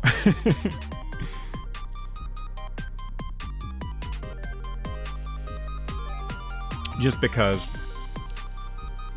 for that, I really had no idea what I wanted it to look like. But now I'm getting a better idea, and the answer is relatively simple.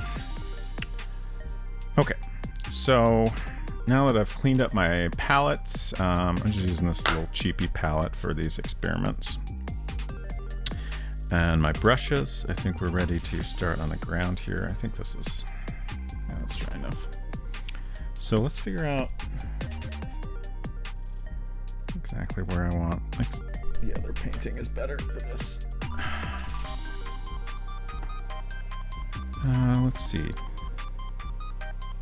I want to just make some really subtle marks on the side where I want my horizon to be. Need a pencil.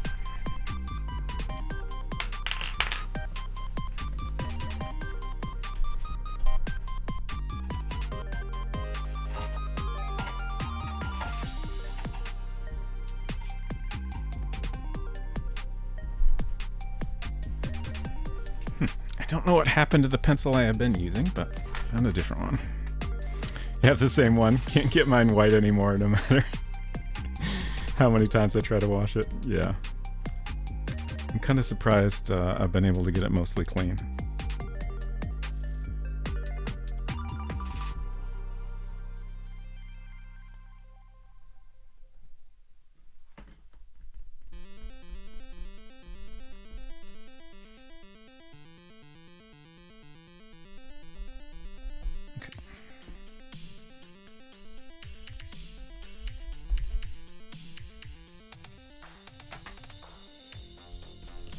So, yeah, we'll cover up a little bit more of the pink than I would like, but we can always come back and touch up the horizon later. So, it's not a big deal. Okay, so I think I want to start with a base color on the ground that's pretty much what we did here, and this is just straight burnt sienna. So we've got a little bit of a darker color underneath it this time. So it'll look a little bit different in the end, I think. But that should be okay. And then, like I mentioned earlier, I got this deerfoot brush that'll hopefully allow me to kind of do some gradients. Last week in this one, I did a, kind of stippling thing around the edges here to try to fade these lighter areas. And I think that kind of worked okay. It's just with a flat brush, it was really hard to get it looking right. So hopefully this will work out better with this brush. But first we'll start with the flat color. I think I'll use the bigger brush. Good night, Davor. Thanks for hanging out, and I hope you sleep well.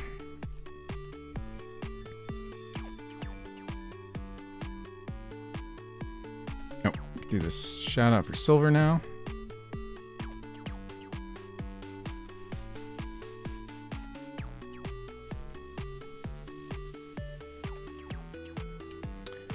Trying to decide if I want to put this in the middle well or what. I guess there's no reason not to.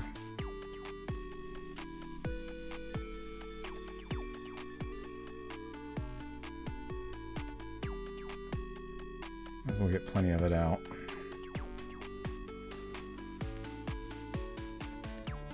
There's a lot of ground, and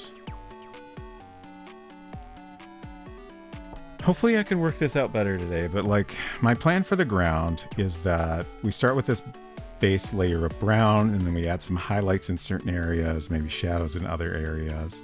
And then over top of that, I want to kind of fill in some patchy grass areas. So I'm hoping the deerfoot brush will help with that also, to get kind of a grass effect that looks like, thinning grass as it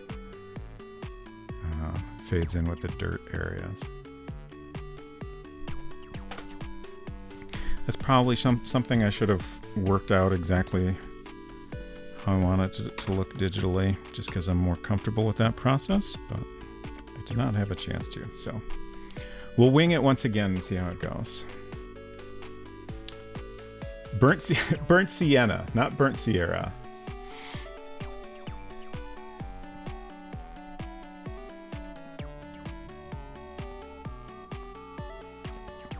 So I'm drinking a Bundaberg tonight. And I've been drinking the Reed's ginger beer. And I don't know how to describe this, but this tastes totally different now. It's weird.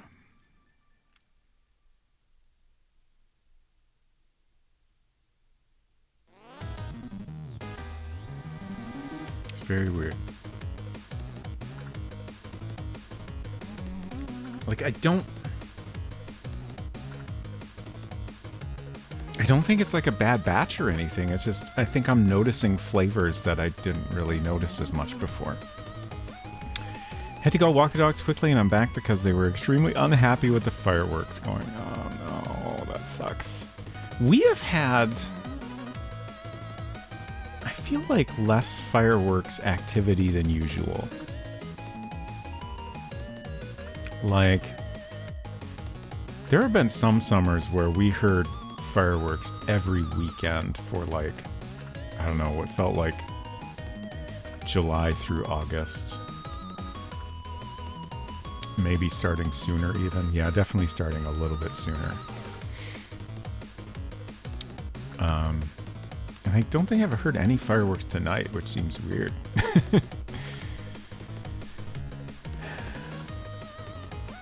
The pineapple altered your taste buds. Like, I think it's just like, I don't think they altered my taste buds. It's just, oh, I forgot my other jar.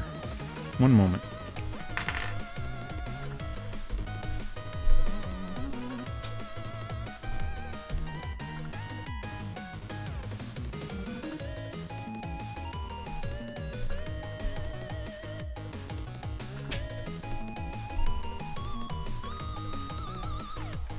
Like, I think I just got used to the particular qualities of the reeds, and, like, coming back to this,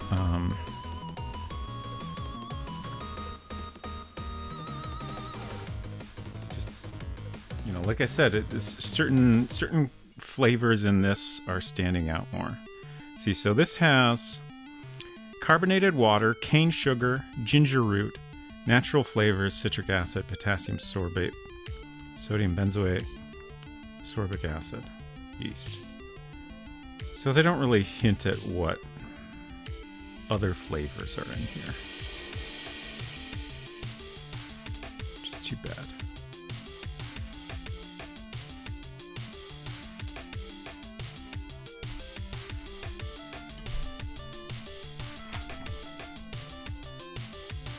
Okay. Let's paint some ground.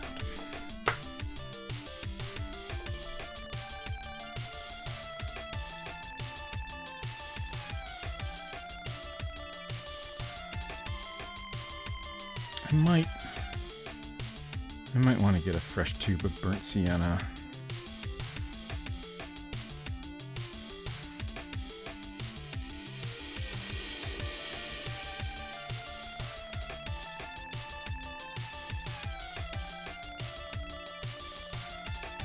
Just like this, like, you know, I've got this glob here, and I can't, it's very hard to smooth it out. Like, if I keep working the paint like this, it'll eventually smooth out. It's just, it can take a while. Like, when I have just straight paint like this, it's not a big deal, but if I'm mixing colors and trying to mix things more subtly, it can be a real hassle. Again, this paint is from the late 90s.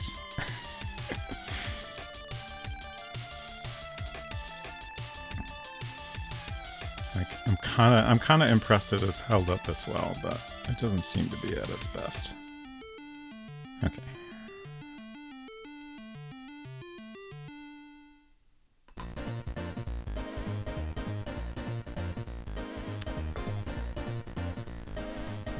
Nancy Crush says, man, I just cannot get past the Act 6 boss in Imaginarium Theater. Nancy Crush is playing Genshin, of course. Snowy P says, I recently learned that burnt sienna was named after the Italian city where it was made by literally just burning the unique local dirt containing the right balance of minerals to produce it. That is fascinating. I have not heard that before.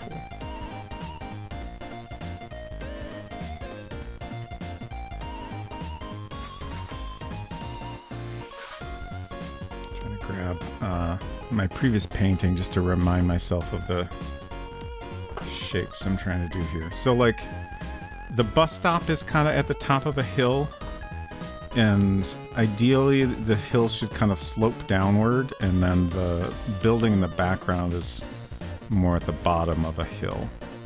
And like there's an area here that should be kind of in the distance. So I want to kind of create these shapes somewhat, and then later we'll define them more.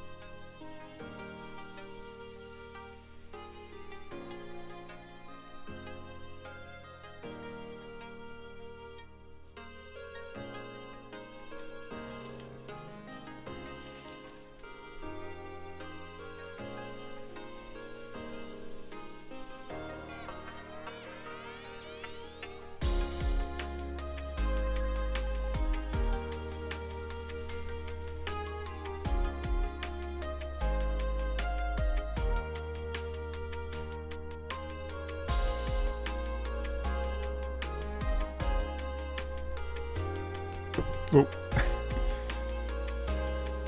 Yeah, that's not bad. Good start.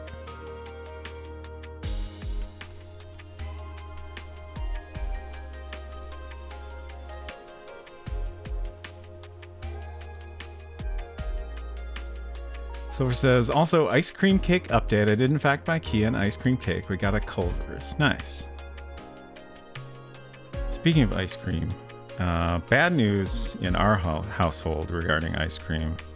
The store was completely out of all flavors of oat milk ice cream. Unfortunately, we still have some cookies and cream left, but it's getting quite low, so the situation is dire. Also, I was really hoping to get some more plain vanilla, because I have been wanting to make a ginger beer float. and still have not thought of that while I have all the ingredients necessary. And also Unsecret Crush recently bought some it's like a kind of a craft brew maple root beer, which is very, very good. It like the maple aspect of it isn't super. It just tastes like a particularly good root beer soda. That I think would also make a good float. Oh no, I think holding my Wacom pen earlier today is making my gaming hand more crampy. That's no good. Clearly the solution is just stick to gaming. Art is bad for you.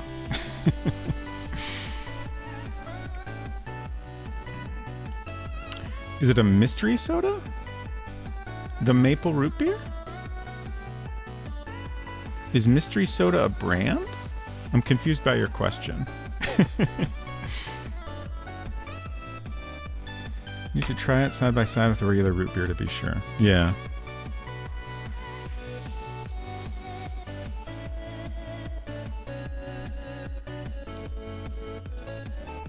Oh, maple mystery. Okay.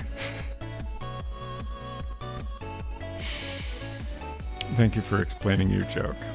I'm sorry I didn't get it. The mapleness is very subtle. Yeah. Okay. So we got our base ground texture. I'm going to let this dry a little bit more before I do more to it, I think. I don't know if that's necessarily the right move, but that's the move I'm more comfortable with. So the next step will be to try to create some lighter areas like we did here, hopefully a little bit nicer looking.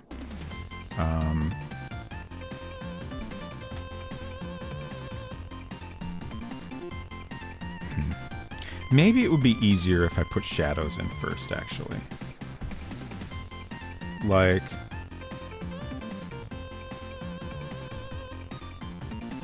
yeah. I was wondering if maybe my sketches were more clear about what's happening with the ground, but not by much. But like I said, we have a hill here, so like this back here should be in shadow more, because that's well in the distance. And then like there should be kind of a slope coming all the way over here. Realistically, this house would be further back from the hill, but we're just going to kind of make it work as best we can, I think. Although I do wonder, like the more I look at this, the proportions of the bus stop and the house are maybe a little bit off.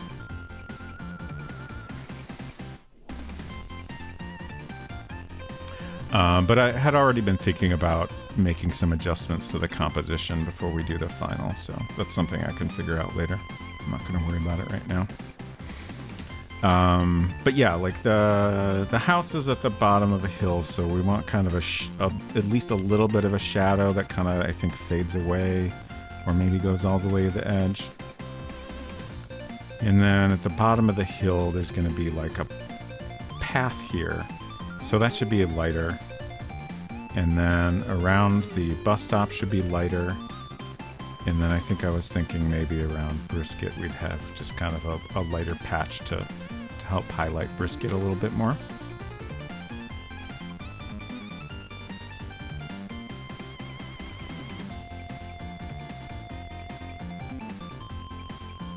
I'm trying to think if there's any other areas I should lighten up. Also, I think I am going to do the lighter areas first, because putting shadows over top the lighter and the darker areas, I think, will give more of the effect that I want. Because like the lighter areas I'm doing now are not highlights so much as like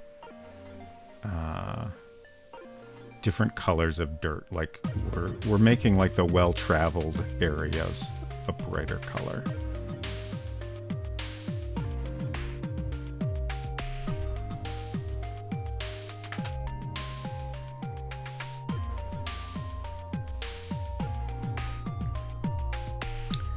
Okay, so my paint got a little weird here. I think it's just because, yeah, there's just not a lot left. So we'll get some more brown and then we'll add in a little bit of white. I wonder if we want just like a touch of maybe like yellow ochre. Maybe knock my paints onto my painting a little bit.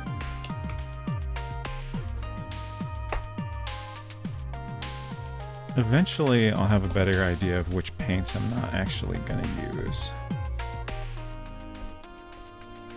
So I won't have such a cluttered workspace here. See, we haven't used sap green at all. I think phthalo green and hooker's green are all the greens we need. We'll probably use a little Payne's gray. The Naphthol crimson was good for the pinky sky. Yellow? I don't know that we need any brilliant yellow. Burnt sienna, of course. Titanium white. We might not use... I think I'm going to lay off the transparent mixing white unless I come to a scenario where I'm certain that would help. Let's see, did we ever use the dioxazine purple tonight? I think we did not. So yeah, yellow ochre might give us a little more variation in the ground color as opposed to just lightening it up. So I think that's a decent thought.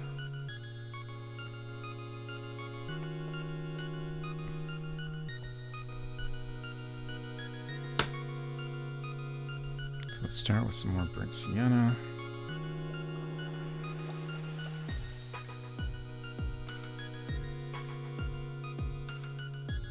Oh, let's see. I think I want to use just the Deerfoot brush for this part.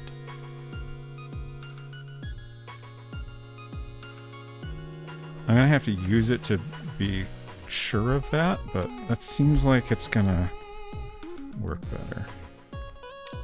But I think this brush is still good for mixing things up here.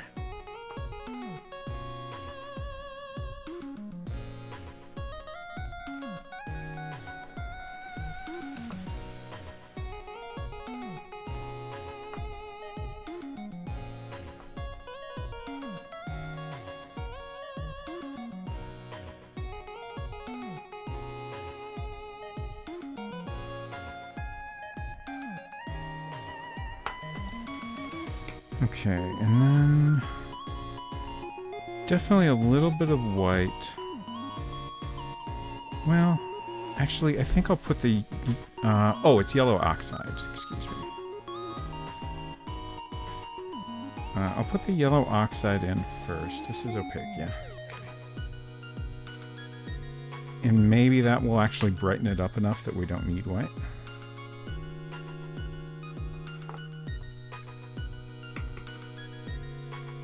And if not, we can always add white after. It seems better, because otherwise it could end up too bright, and that seems slightly trickier to fix.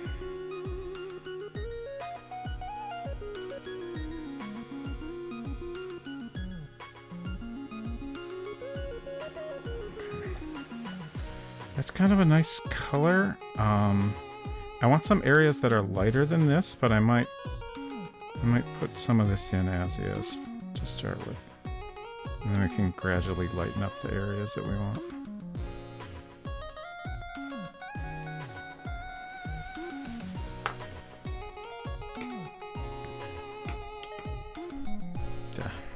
Ping the mic. Alright, so this is a new brush that I got specifically for doing the ground. It's called a Deerfoot brush. It's kind of shaped like a deerfoot, which I assume is why it's called that. And hopefully I can just kind of like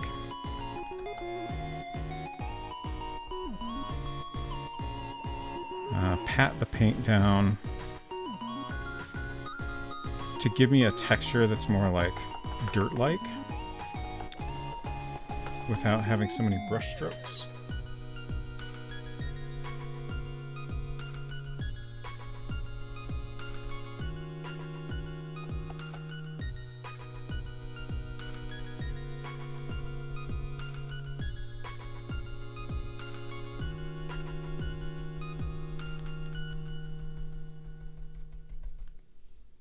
This is not even noticeable. So clearly I didn't get enough yellow oxide in there.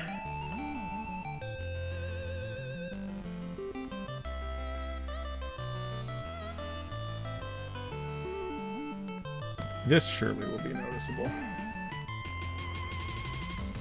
Hello, Colinair. Good to see you. Yeah, apparently I have thoughts about brushes now, which is exciting.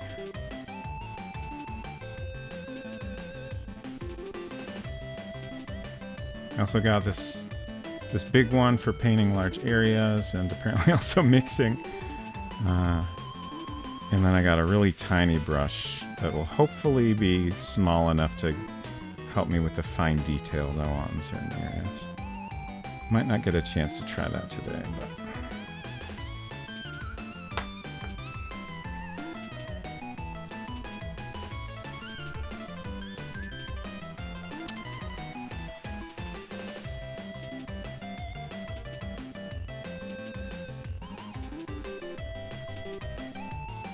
Colinair has now finished Gabriel Knight Sins of the Fathers and has moved on to the second game. Which is, both of those are just great games. Like, those two games are, like, the first one is, like, easily one of the top pixel art, like, 2D pixel art adventure games. And the second one is, I think I would still call it the best FMV game I've ever played overall. And then the third I love in a lot of ways, but it's not really the best of anything. It is a fantastic experiment at trying to make a 3D adventure game. And I think it does some really interesting things successfully, but there's a lot of downsides to it.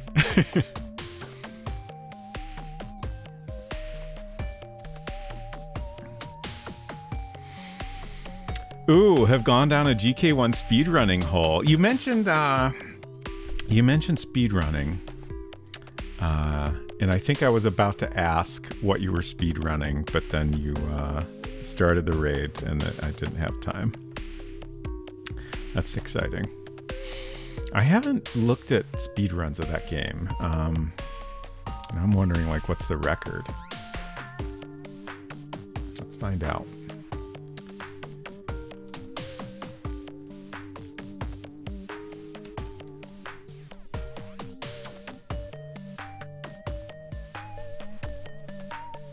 Okay, so we have the first game. I'm also curious about the others while I'm at it. Oh, and of course the 20th anniversary edition. So the first game, we have a good ending run and 100% all points run. So the good ending run, the record is 39 minutes, 23 seconds from a year ago. And that's by Shawluck. Oh, wow. The times, Shawluck has 39 minutes, 23 seconds. The Woofs has 39 minutes, 26 seconds. So just 3 seconds longer. And then we have Bilbo in third place with 39 minutes, 30 seconds. So that's 7 seconds longer than the record. That's such a, like...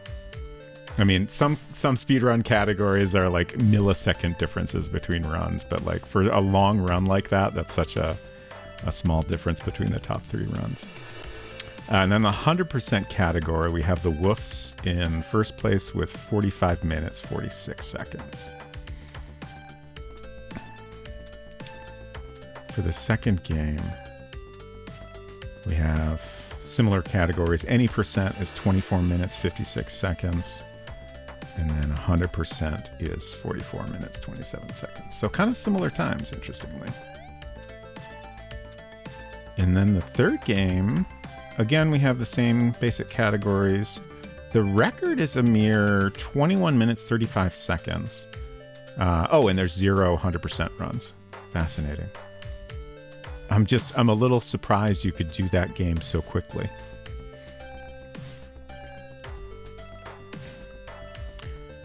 But yeah, those are some decent length runs. I've mostly stuck to speedrunning relatively short games. Like, I think the Colonel's Bequest Super Sleuth run is probably the longest speedrun I've done. I'm wondering if that or Colossal Cave is longer.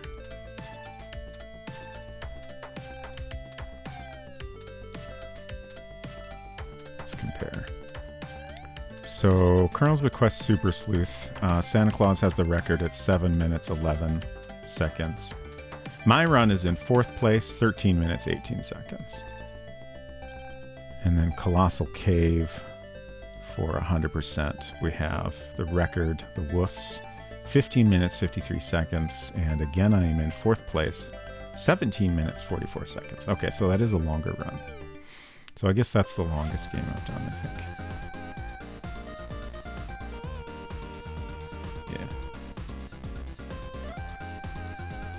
But yeah, I feel like something that's more than a half hour long, like it seems like that'd be a lot more to memorize, but maybe it's more a matter of like just things you can't skip.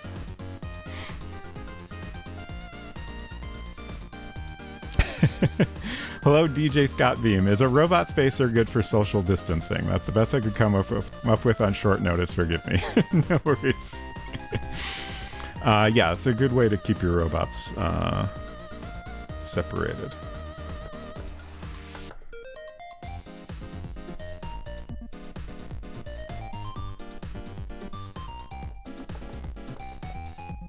This is still very subtle. I don't know if it's just that with the like the method of painting, I'm not getting enough paint on the surface. There we go. I got a little more water in there. Now it's more obvious.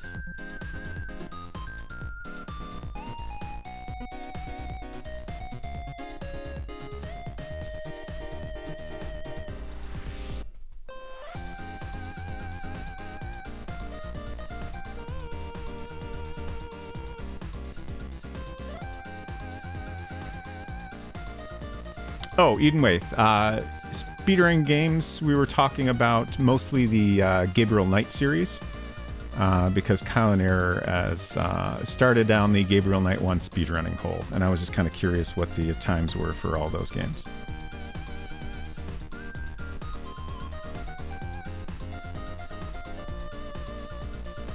And then I was just wondering what are the longest runs that I've done, which we determined Colossal Cave was the longest. Connor says, my best time is 51:53, but I'm having some technical difficulties, so I've asked on the Speedy Adventures Discord. Ah, okay. Yeah, I've been in that Discord since I started running Colonel's Bequest, and there's a lot of helpful folks there, so I'm sure you'll get some tips.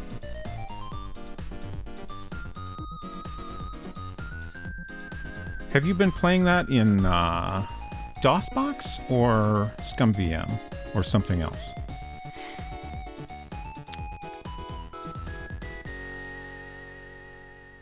The amount of RNG makes speedrunning a little frustrating. Yeah, it definitely helps to have a run where you don't have to worry about RNG too much.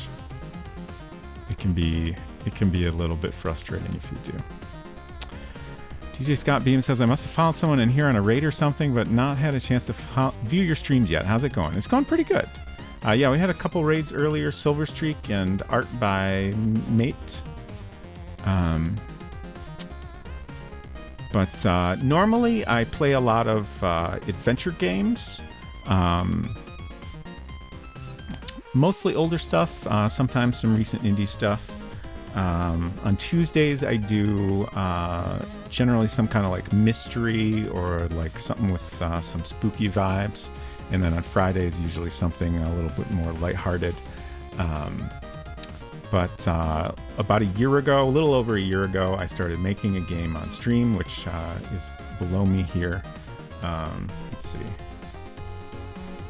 Hit my game button. There's some info about it if you're interested.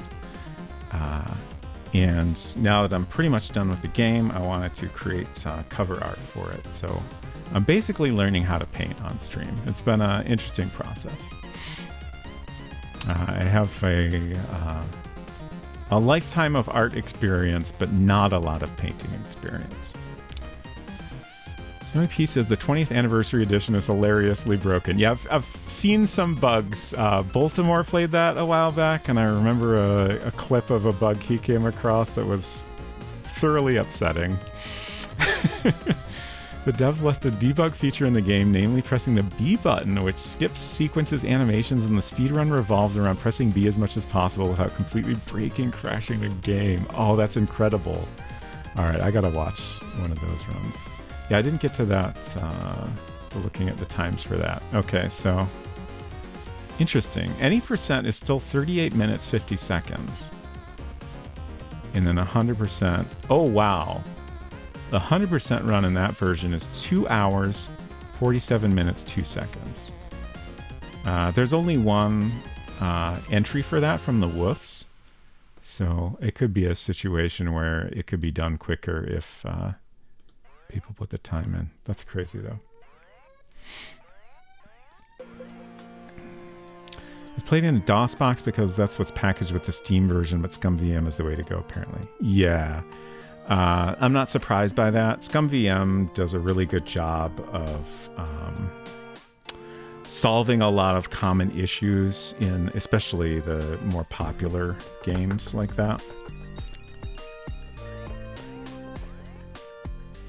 So, you know, generally going to get a more consistent experience, which I'm sure can be especially helpful in a speedrun. When I did Colonel's Bequest, that was in ScumVM. Oh, right. I actually... Man.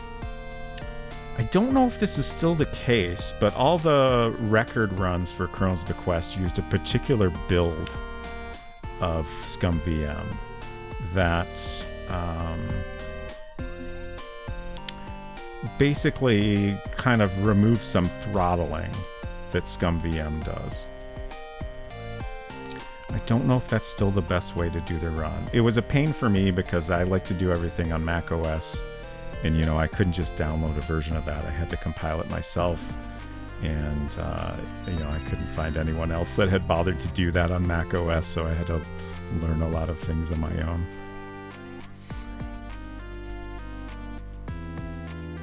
Okay, that's looking pretty nice. It's kind of hard to tell when the light is hitting it because you're mostly just seeing the reflections of the wetness, but we're getting some nice gradients happening here. And now I've got paint on my hands. Urquan's Fork of ScumVM, yes.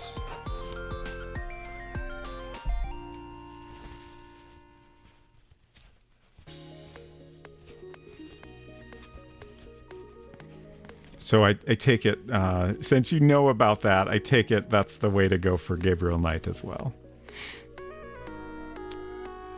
I had kind of gotten the impression that some of the fixes in that were maybe pulled into the main ScumVM branch at some point, but perhaps not the important speedrunning ones.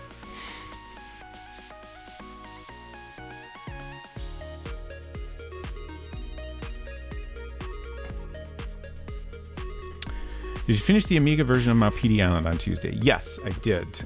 We went very late, but I did manage to get through it finally.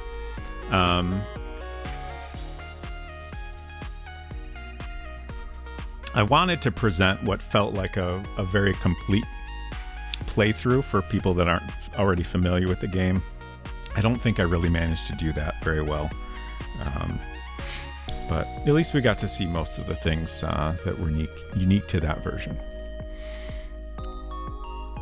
Ooh, Snowy P says I was teaching Sherlock the new longbow speedrun just the other day. Nice. I'm still very excited to get to that game.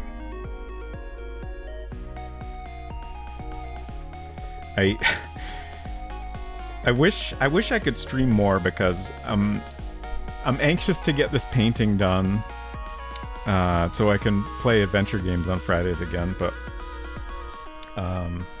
like just realistically, like if I painted this off stream, like that doesn't solve the time problem for me.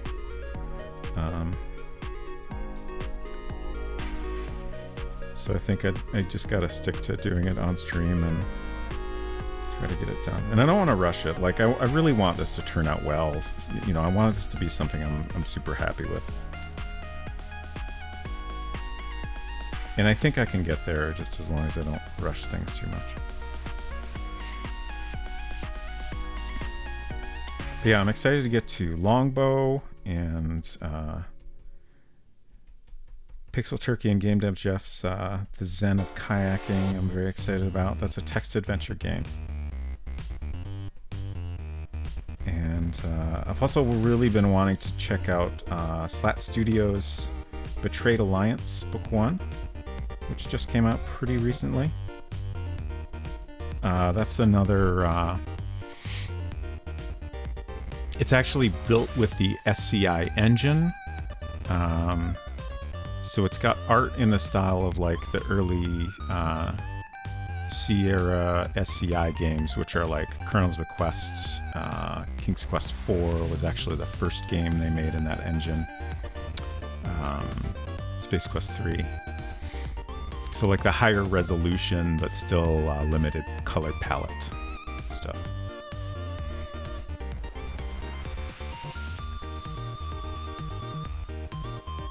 And it's got kind of a Quest for Glory vibe to it.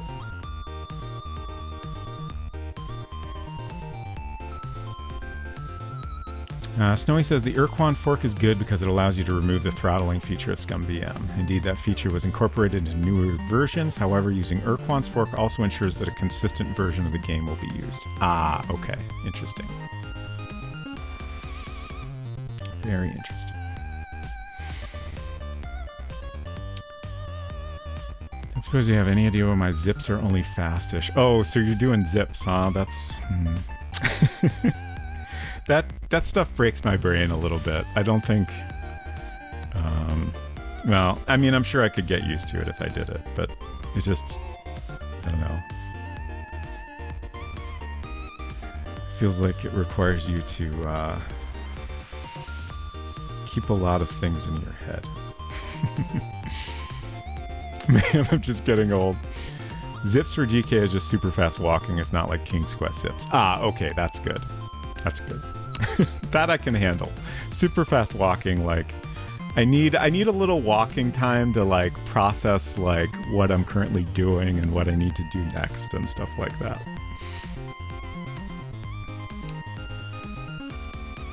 Okay, let's see. Let's hold this up to the light here. I think I just want to do a little bit more of this to get rid of some of the brush texture down here.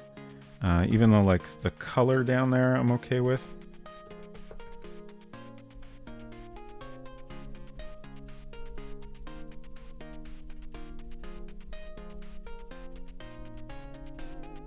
If there's any areas we want to be darker, I can always come back and deal with that in a separate step.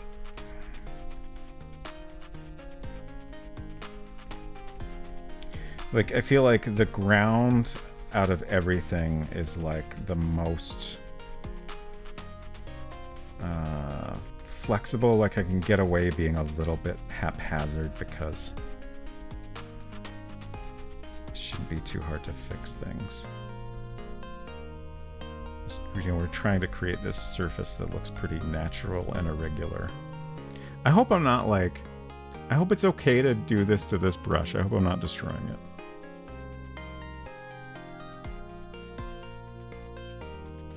I'm trying to be as gentle as I can, but...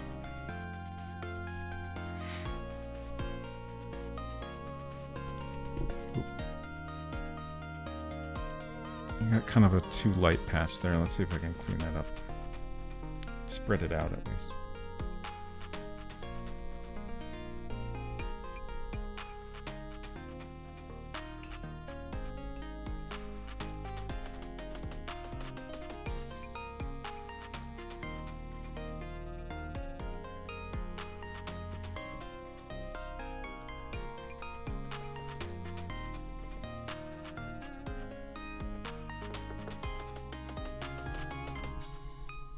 But yeah, difference in speed does seem weird, like Snowy was saying.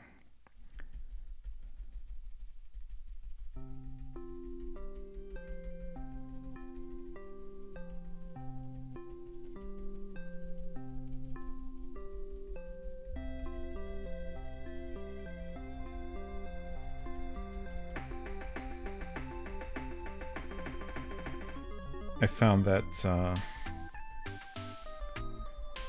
even on a Mac with my own build, I was able to get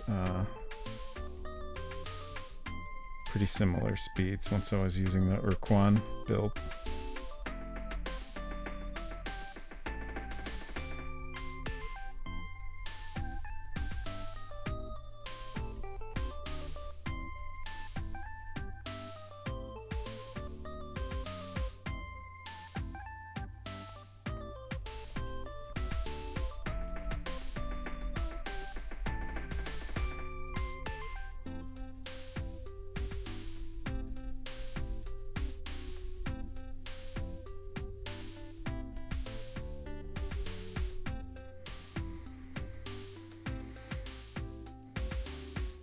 Weird to me that sometimes it is instant, other times it is just fast. I know the game is sometimes resets your speed when you enter a new scene, but the fix for that doesn't seem to work for me. Oh, okay.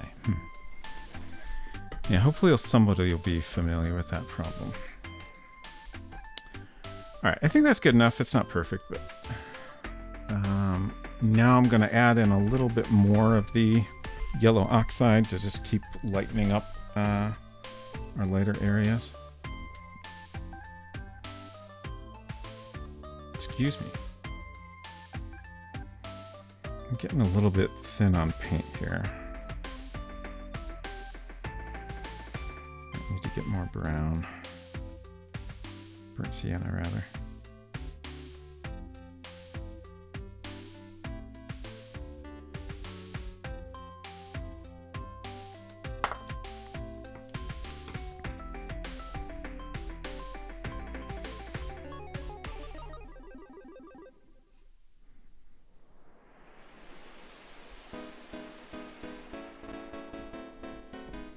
I still can't believe I'm done with my PD Island.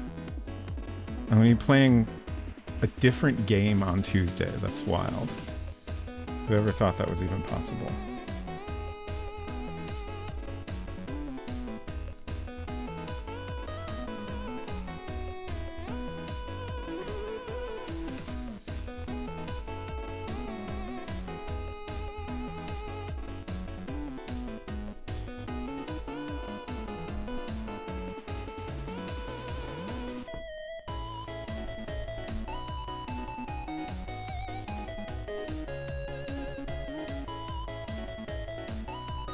I am hoping sometime over the next week I can find time to do a short PD Island speedrun stream.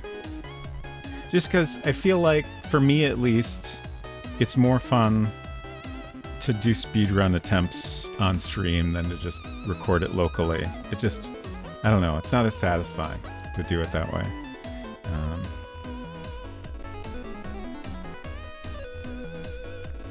So I usually just do practice and not bother to make recordings if I'm just by myself and not streaming. I have managed to get 2 minutes 37 seconds, which is quite a bit better than the best recorded time I have so far. And I feel like I could for sure do under 2 minutes 30 seconds with practice. Like, I haven't even experimented with using the number keys to open the menus yet. So you can press 1, 2, 3, 4 to open the menus at the top. And then you don't have to move your mouse around nearly as much. So that should be a lot faster. Something other than my PD Island, thus is the end of an era, yes. On Tuesday I'll be playing Deja Vu.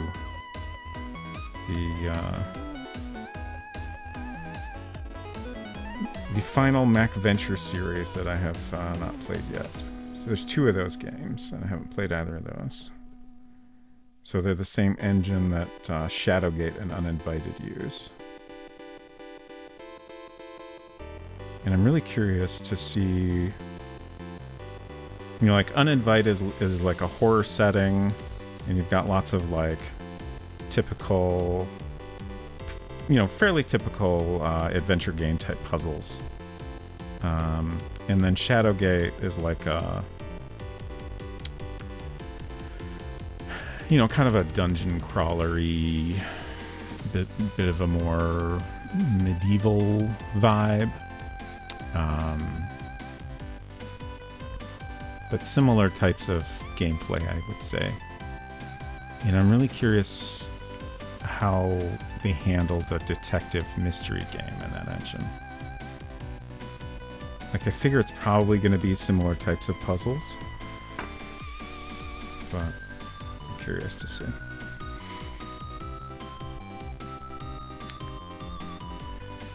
Found a bizarre scripting glitch in Longbow recently that causes Robin's speed to go above what is normally possible after one particular event in the game, and he goes into hyperspeed for the rest of the game. Unfortunately, it's quite near the end of the game, but it's very cool. Oh, wow. Fascinating.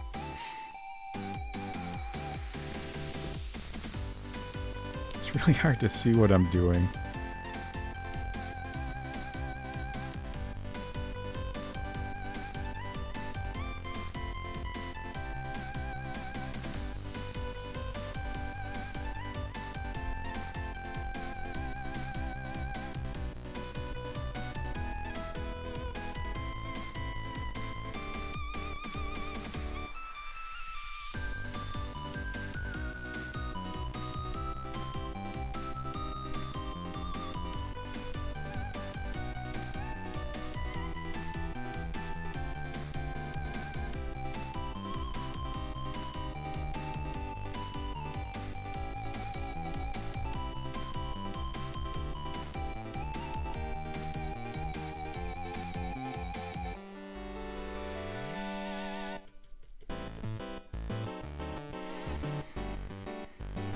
Love how broken Sierra games are.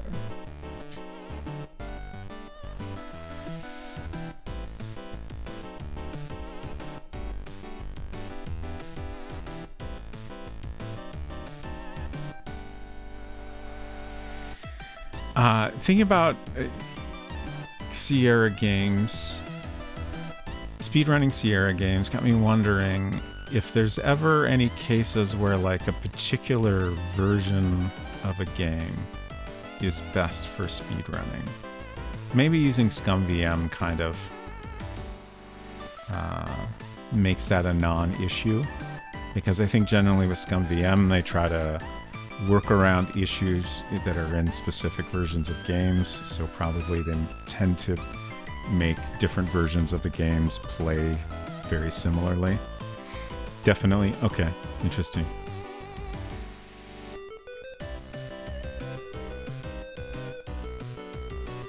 Except for Quest for Glory 4, that game is pure perfection. Absolutely no bugs, none whatsoever. Your insistence makes me think there are probably, in fact, lots of bugs.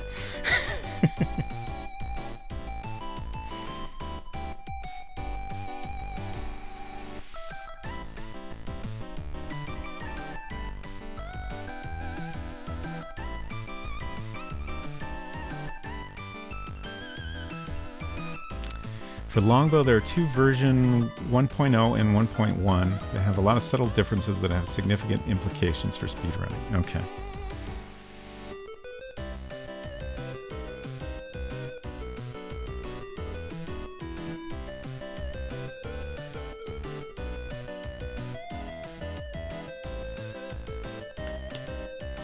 Of course, obviously, you also have some like bigger differences, like CD-ROM versus floppy disk versions.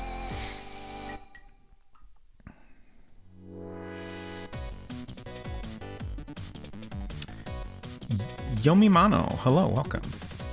Sierra Games shipped with both the game scripts and the interpreter packaged together, and ScumVM removes the interpreter variability. Right. Pretty curious about the script differences that remain but have no data.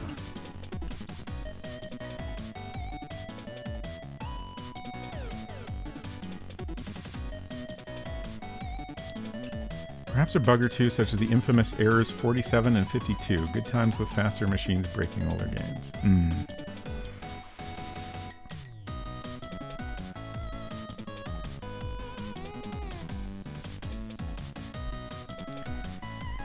Okay.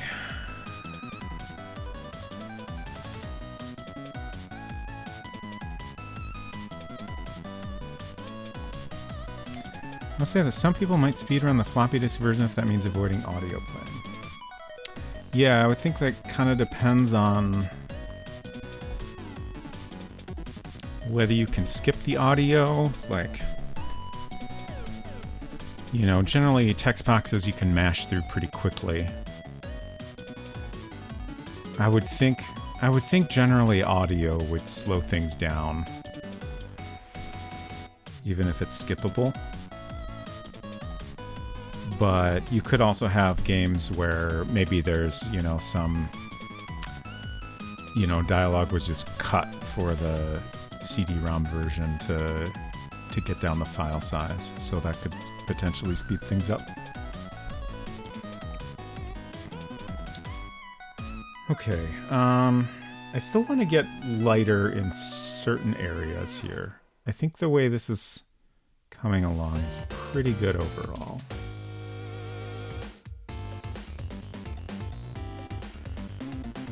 I'm just thinking about what is that what I want to do next, or do we want to start putting in shadows?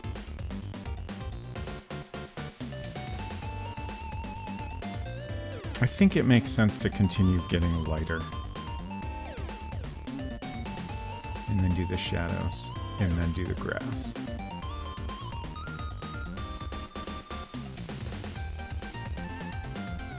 I remain very curious how this is going to work out with doing the other things on top of this. You know, obviously a lot of the stuff will need to be much more opaque than I was doing it before. So we don't have like the horizon line showing through. Excuse me. But that seems doable. I might end up experimenting with that off stream. I won't be able to do that tonight because I want this to completely dry. Because I'm going to try to use transfer paper to transfer my drawing onto this. I don't know if that's going to work well. I spent a ton of time looking into like projectors because I feel like this process would work best if I could project my drawing onto here and then draw on it with pencil. Again, once this is fully dry. And that would just give me cleaner lines, and like I wouldn't have any graphite or charcoal transferring onto the paint, which I definitely don't want. But I'm going to try it with transfer paper and just see how it goes. Snowy says, for example, it is not possible to complete the game unthrottled in 1.1 because of something at a certain puzzle in the game that I won't spoil, but a scripting oversight in 1.0 makes it possible. Takes the one short eye for figuring that out. Nice.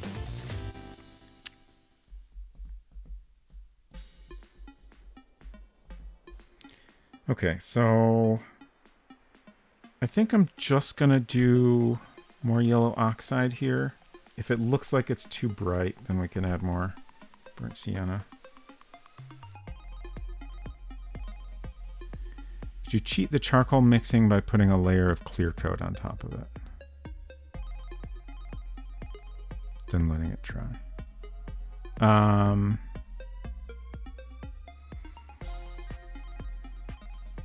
You're thinking like that would make it easier to wipe off any charcoal that gets on it? Yeah, I don't know. Maybe. It seems a little fussy. I feel like I'm just gonna try this, and if it doesn't work, then I will use a process that's more like what I did here. I'm also considering there's various ways that I could mask certain areas of this. I was looking at a product from Liquitex that's like a liquid mask, so you just paint it on, and then you can paint over it, and then you just kind of rub it to peel it off, and then, you know, the mask comes off, so there's no paint underneath it at all. So that's another way to accomplish things. But I really wanted to see if there's any way I can transfer a drawing over the painting, because it just seems like that would make things easier. And if it doesn't, that's fine. I'm not worried about it. Like, ultimately, like, I looked at this while I was trying to figure stuff out the other day, and I was like, you know, this really isn't that far off from what I want. And like, you know, if I just use the stippling brush on the dirt here, like that would get rid of all these. Like, the thing I didn't like about this process was it gave me all these inconsistent brush strokes around every shape, as opposed to, you know, with this I can have clean brush strokes that go all the way across the sky. But, you know, ultimately there's no reason I can't get pretty close with this process if I just spend more time on it.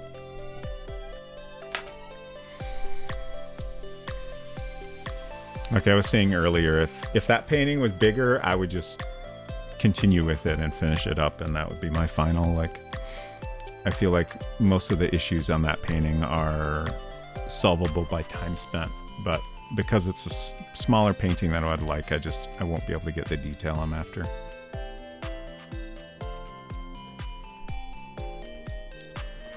I think it hides the charcoal under the paint. Oh, I see what you're saying.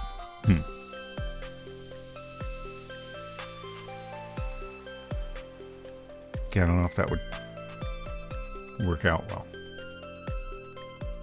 You like the colors? Yeah, I'm really happy with that too. Thank you.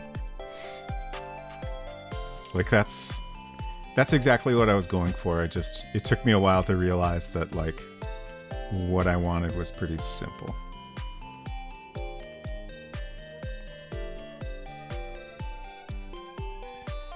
Like, I think the big thing was realizing I wanted a curve to the gradient instead of trying to go straight across. And then just practice with, you know, getting this kind of relatively smooth gradient with just some, like, little bit of streaking to, you know, give some interesting texture to this guy. Yes, it is a ginger beer I'm drinking. This is a Bundaberg ginger beer. My usual ginger beer.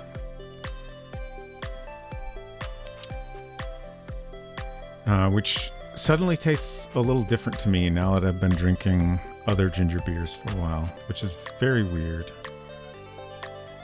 I don't know what to make of that.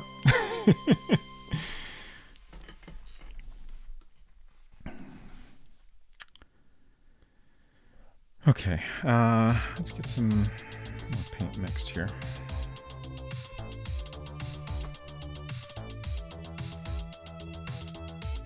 This is going to be mostly just yellow oxide, but if it feels too yellowy, I can add more brown.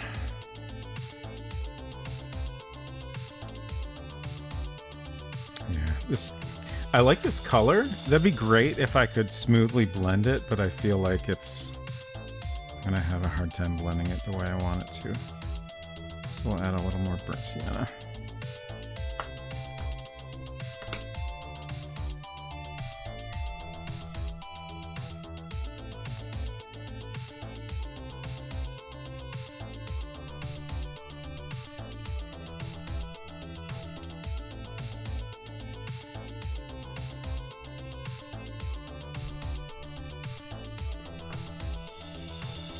Oh no, what happened? How'd that paint get there? Oh, probably the brush. Okay. That's fine.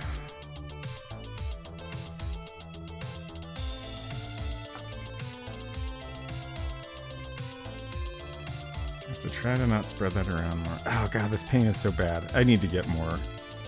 I need to get a new tube of burnt sienna.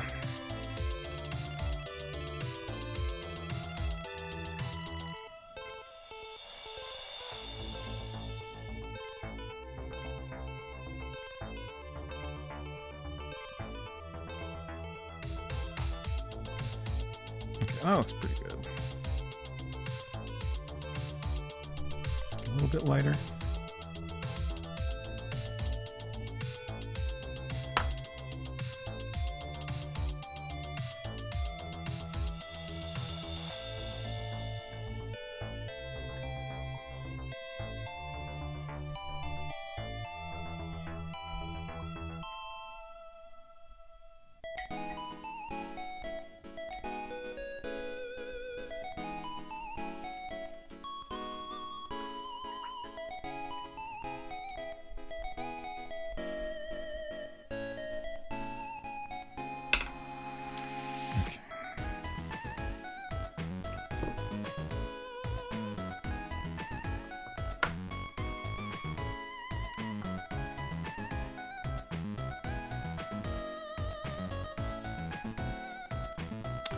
have a tricky time getting just the right amount of water in this process. It needs a little bit to get the paint to transfer well. But if it's too wet, then I transfer more paint than I need to. Xenon, hello, good to see you. What exactly is the reference of this painting? You mean what am I ultimately trying to paint? God, I'm gonna need to wash my hands in a minute. This is our most complete test painting. So that's close to the final goal, but the sky will be a little bit more interesting, and the ground will have a lot more variation in it. And then the rest will hopefully just come out a little bit more detailed and finished looking. Hopefully that answers your question. This is the box cover for the World Builder game. I'm gonna go ahead and wash off my hands and clean this paint off the desk here real quick. I'll just be a minute.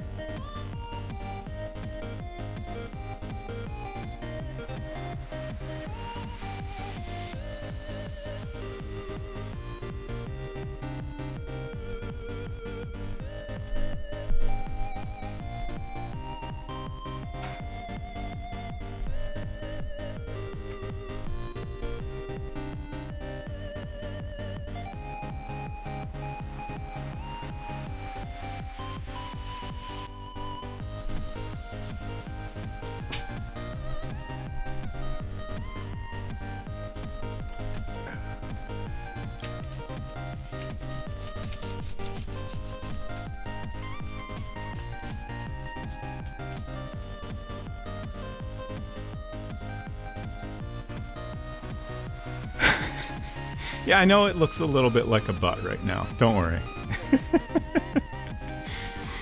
I'm surprised you're the first one to bring that up. I feel like this one looks even more like a butt, but I guess this part's kind of dark, so it makes it look not quite as obvious.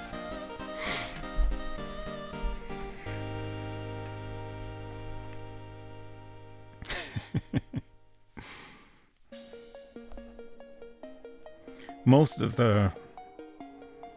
the tops of the hills won't be visible in the final painting, so.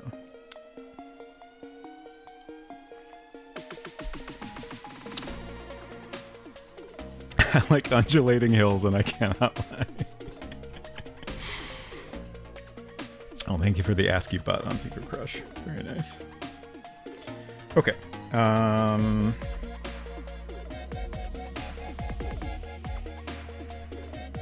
Here we go. I hope this isn't too light. Let's see. I'm just thinking more about exactly what areas. I think at this point, I don't want the top of the hill to be too much lighter, but down here at the foot of the bus stop should be a little bit lighter still.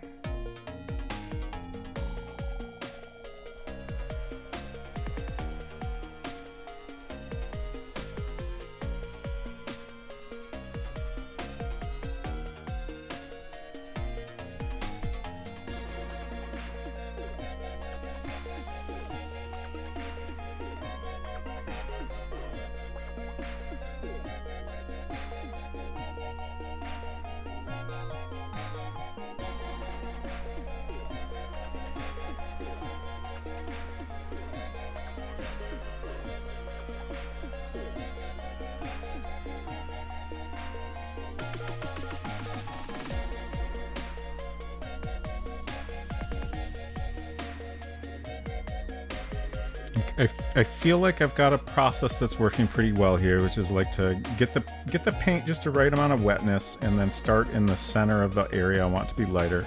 Just kind of pat it down, and then try to dry off the brush a little bit, and then just kind of continue patting around the edges to feather it. Seems to work pretty well.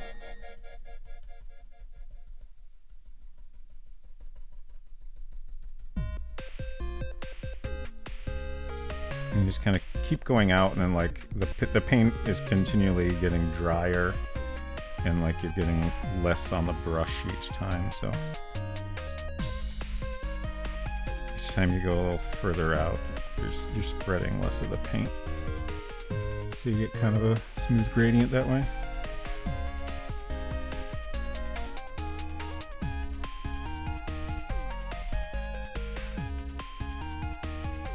Pretty happy with that. I'm still not sure if it's quite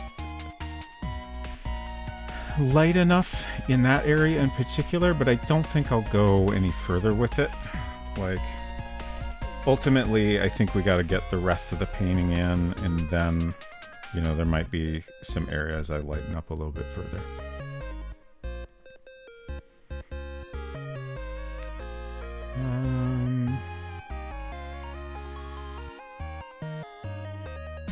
I think down here we were doing kind of a light area around brisket. I think maybe I won't go any lighter with that. So the path to the house is the only other area I want to lighten up.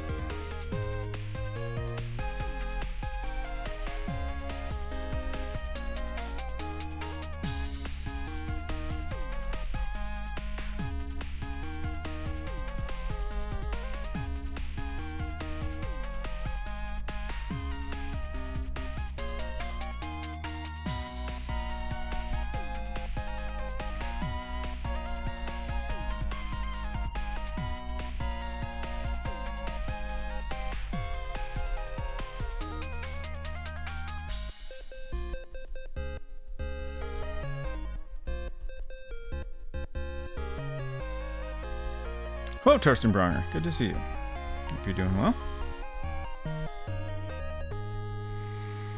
When we were kids, my brother and I made some primitive MS-DOS games, but we first created the game logo and package design. Mostly we were then exhausted and skipped coding. That's not far off from my own childhood game making experience, honestly. Like, I think my typical approach to making games is like create some art, and often I would make like little logos and stuff as part of that process. And then typically I would want to create something that was, you know, had at least some functionality. So, like, I think more than once I would make a little walk cycle of a character walking around, and then figure out how to like code that so I could, you know, have a little character you could move around the screen. And typically I wouldn't get much farther than that. Like, I think mostly I would just kind of lose interest in the project at that point. Like, I certainly didn't have the patience, or maybe even the interest in making a full game and all the work that was required for that at that age. And then later in life, I would just kind of get lost in the, like, mostly in the conceptual phases of like trying to create an interesting world and figure out what the story was and how the gameplay would work. And I would do a lot of experiments in like there was one game project I worked on for a long time with a couple friends, and did a lot of like trying to learn how to do 3D modeling and stuff like that. Just because that wasn't something I was good at. We were trying to create kind of like a Myst-like game, so like pre-rendered stuff. And then ultimately, like, I just kind of gave up because it was just like, it was always very clear that it required more work than I could ever accomplish.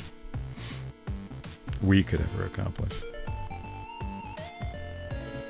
But it was always fun to like spend that time and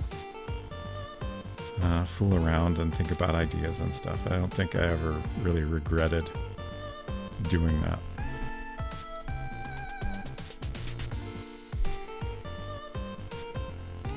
I think these hills are pretty good now. I think next step is going to be to, well,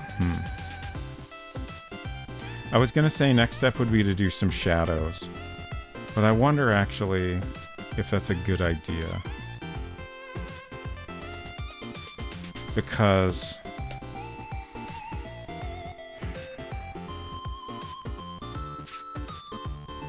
like at some point I need to put in the foreground objects that are going to be on top of everything else. So if I have too many dark areas, it's going to be harder to make those things fully opaque and not look transparent, I think. So maybe it'd be best to save the shadows for after all the foreground objects are in place.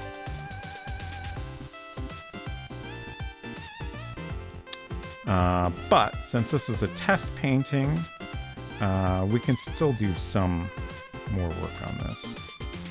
I think trying to play around with grass is probably the best thing to do.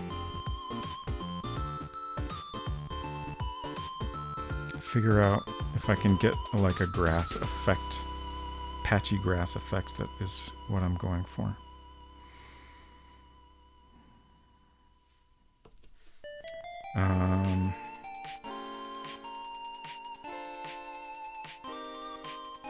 I think I won't bother to clean this off. I'll just use the smaller wells.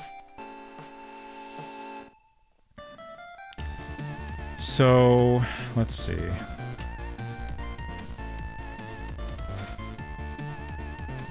And here we used, I think, hooker green for her jacket. And then... Ooh, what did I do with the tree? Was that all phthalo green? Phthalo? I think it might have been. Because the phthalo green is a transparent paint. Whereas the hooker's green is translucent. Ooh, I didn't realize that was translucent. I was thinking it was opaque. It's just a concern for like areas like here where we're going to want to have the jacket be opaque over the background. I might have to do a full layer of white or something and then go over that. Again, I don't know if the process I'm doing here is good or if it's necessarily what we'll do in the final. It's just kind of all experimental. But I think the hooker's green is going to be closer to what I want the grass to look like. So we'll start putting in some grass with that, and then maybe the phthalo green will work well for like some additional variation in the grass color.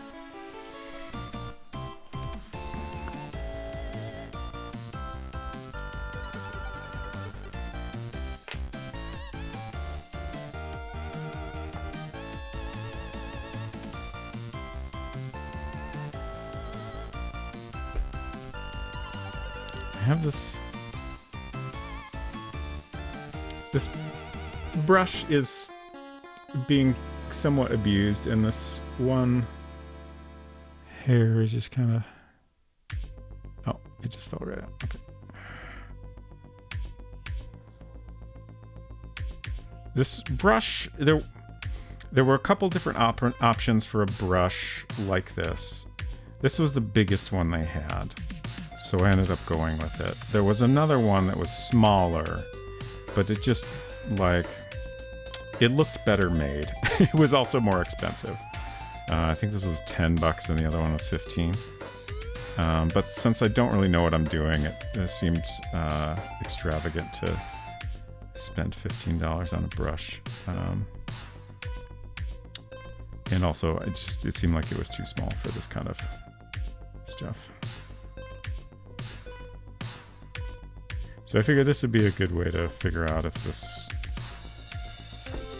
method is even something I want to use. I'm going to replace this paper towel here. Oh, get on the painting, please. Oh, might be soaked through a little bit.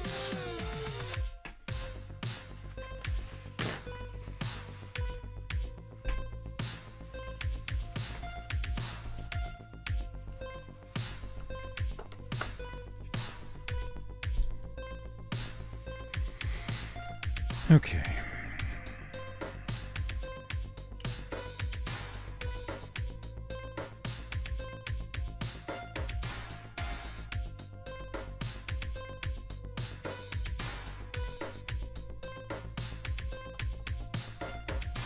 So the tricky part here is I don't know exactly where I want the grass to be. I guess I am fairly sure I want the tops of these hills to have at least some patchy grass on them. And then I think I want some amount of grass in the foreground. Well, I don't know how foreground this is, but at the bottom of the painting, basically. So, like, I guess I'll start with this hill here. A lot of this is going to get covered up anyways.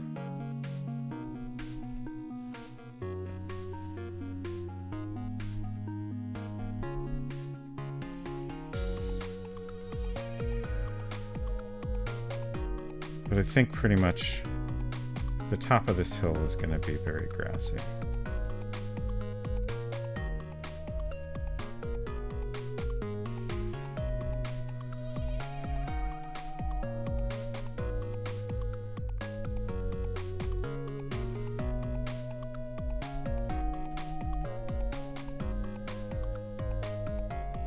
I guess this is also effectively kind of adding shadow since it's a darker color.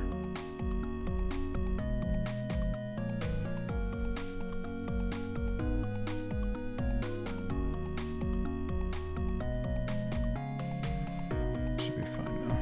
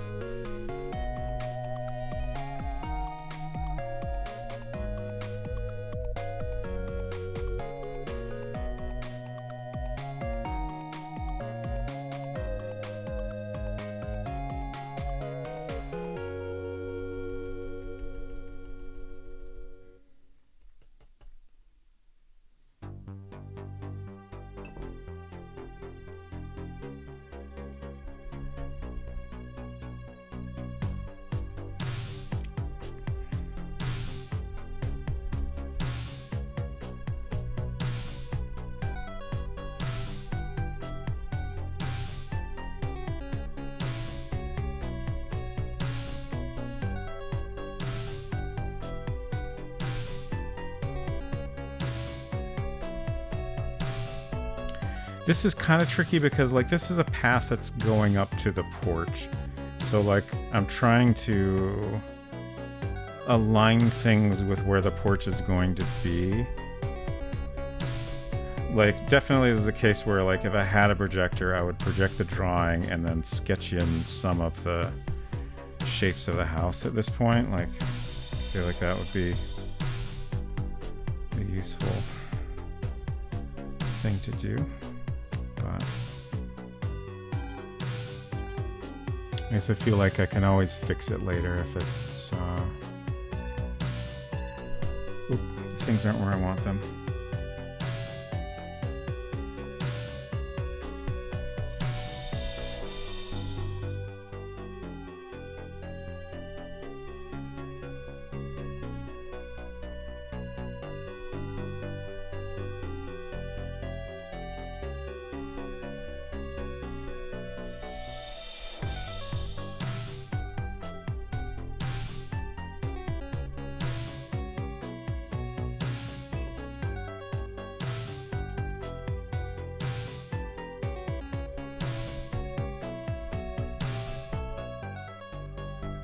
I wish I could figure out, like, in order to get like a gradient effect, I really need to dab off paint frequently. Like, I need to get a lot of paint on there, but then dab most of it off.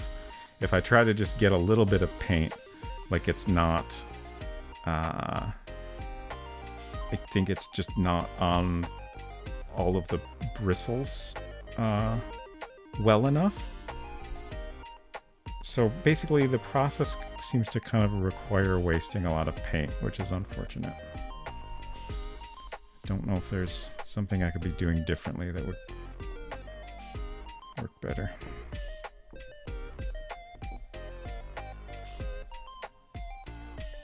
Yeah, that's too wet.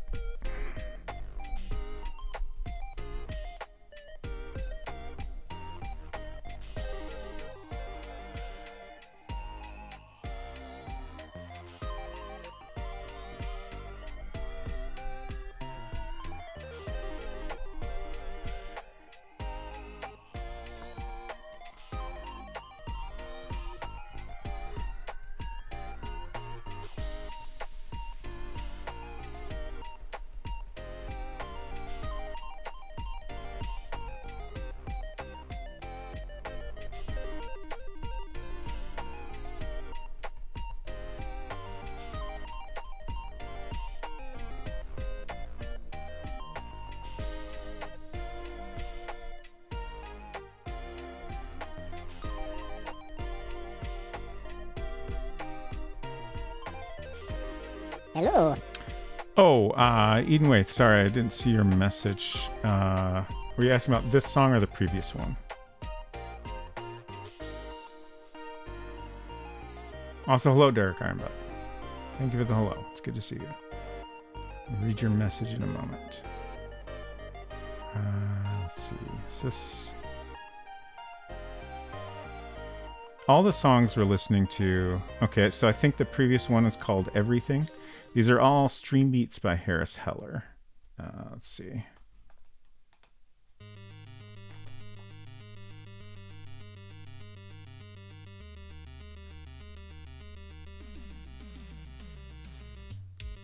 Oh wait, is that the oldest? Maybe it was Code Chill. I'm not sure how iTunes works. Sorry, Music app. Formerly known as iTunes. But yeah, there's some good tracks in here. I like them. Painting some happy little trees tonight. We probably won't get to trees. We're just kind of doing happy little grass at the moment. But having a nice time regardless. Hope you're doing well. Was the chance of a cabin? Yeah, no cabins, unfortunately. I did watch a little bit of... I watched a little bit of Bob Ross on Twitch. There's a channel that was doing like a weekend marathon last weekend. And then I also watched a little bit of a YouTube video of him doing like a night scene. I guess the Twitch one was the one I watched for longer. But there was some interesting techniques. Unfortunately, I feel like a lot of his techniques are great for backgrounds, but don't really help me get the specific look of a lot of the stuff I'm going for. But it's still helpful. Like, I feel like any painting video I watch is kind of useful right now because I could just kind of see different ways of doing things that I maybe hadn't thought of that give me ideas for experimenting.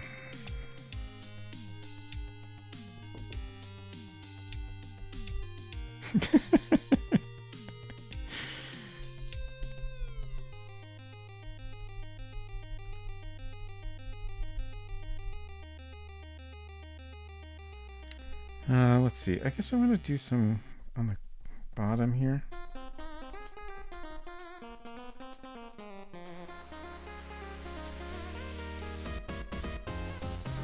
Huh. What? I don't understand this music history. There's nothing new has been added to the top or bottom of it.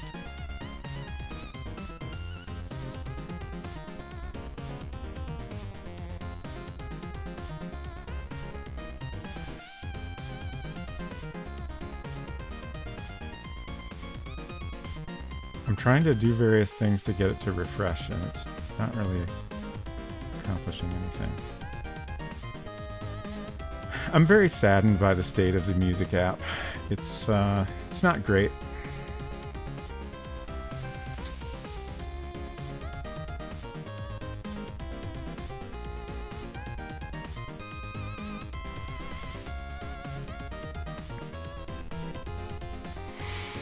This world might be situated on a giant being. Just use your imagination. Could be.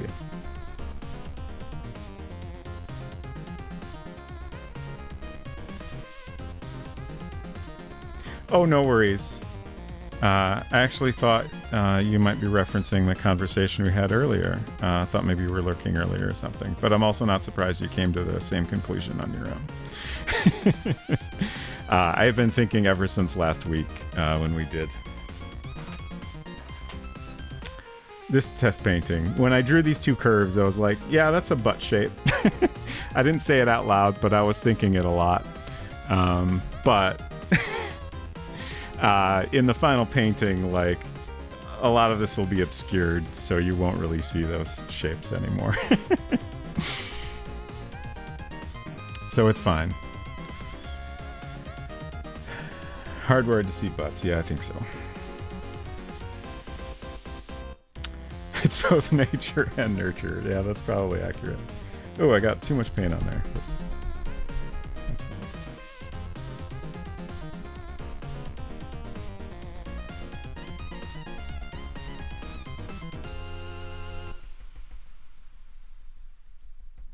fine. I do my best to channel the Bob Ross vibes when I do something accidentally. And just try to, like, not worry about it too much, you know, like, I'll fix it up, and, you know, if it still looks bad, we can do more later. We'll just go with it. Especially on this ground, like, it doesn't have to be perfect.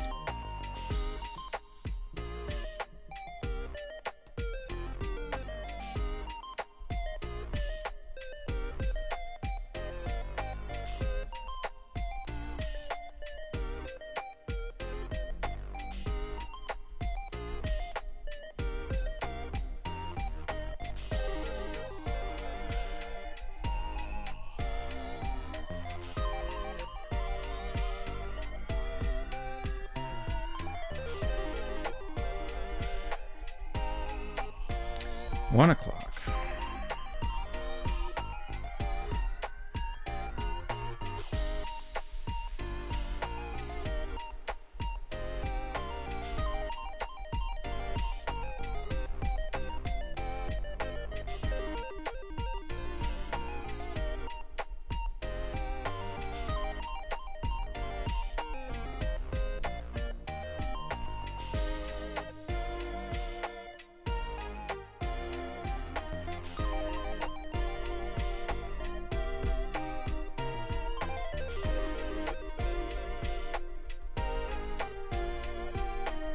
So, like, kind of my overall plan here is, like, I get this kind of, like, vague gradient effect in, and then, you know, we'll do all the foreground objects, and then once those are in, then I'll add more, like, intentional bits of grass here and there. Like, I drew a little bit around bus stop here.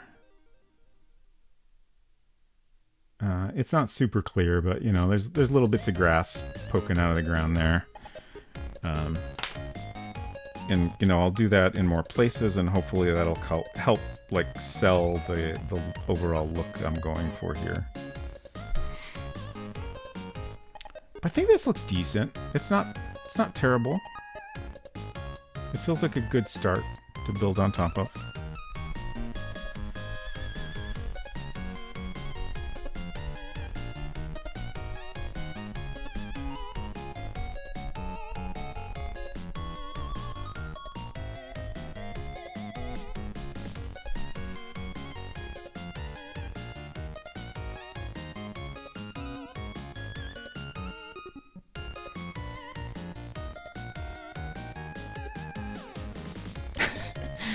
My dialect of English has a similar expression, the ass end of nowhere. Torsten Bronger said, in German, a very remote village is called at the butt end of the world. At the butt of the world, excuse me. Maybe this one is too. Perhaps. Go Daffy. I'm sorry, you won't see the butt in the end, but you will know it's there. And no one can take that away from you.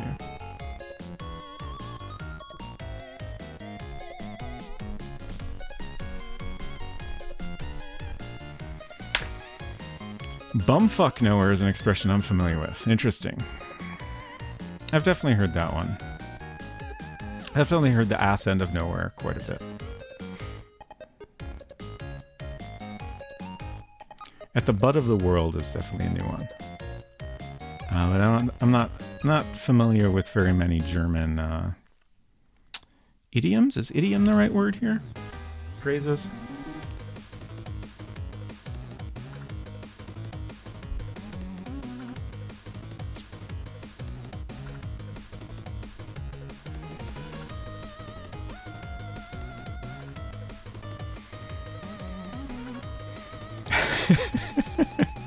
Derek Ironbutt says, I'm sorry for what I started. On Secret Crush said, username checks out. Colloquialisms, yeah, that's good. I'm trying to decide what to do next, or even if I want to do more tonight.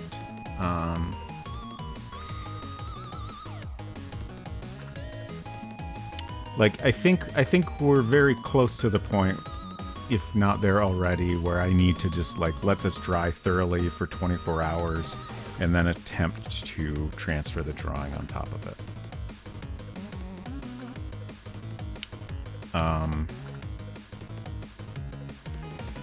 Even if that doesn't work, like this is still super useful because I have a little bit better visualization of what I'm trying to accomplish with the background, sky and ground.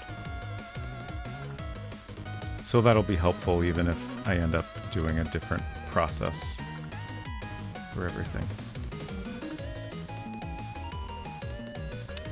I do think if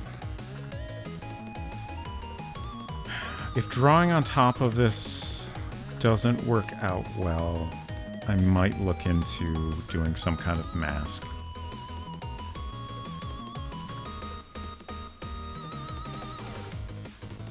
Like I was saying, I think I can make the ground texture work. Like when I did this painting, I just did separate shapes. Like I did a light purple wash in the background over the drawing. And then I painted the sky but went around all the foreground shapes. And then I did the same thing with the ground. So they gave me all these brush strokes that I'm not quite happy with. But like with the ground, the way I'm painting everything, I can clean that up and get rid of the brush strokes. With the sky, I definitely would prefer to be able to do these smooth strokes that go all the way across. So if I could mask out the foreground stuff and do the sky, then that might be a better way to go.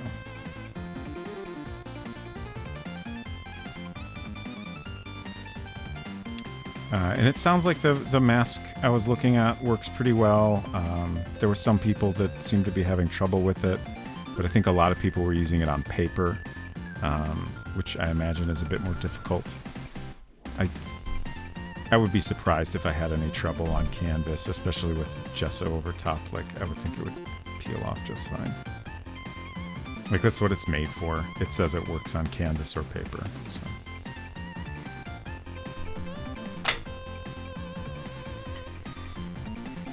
Idiom is also appropriate. Okay. I'm gonna go take a break. We might be done, but I'm gonna think if there's anything else I can do. But I'll leave it on the scene and just mute it, and I'll be back in about 5 minutes or so. Oh, I missed a follow a bit ago, I think. Oh no, I did not miss that. Okay. Alright. I will be back in a few.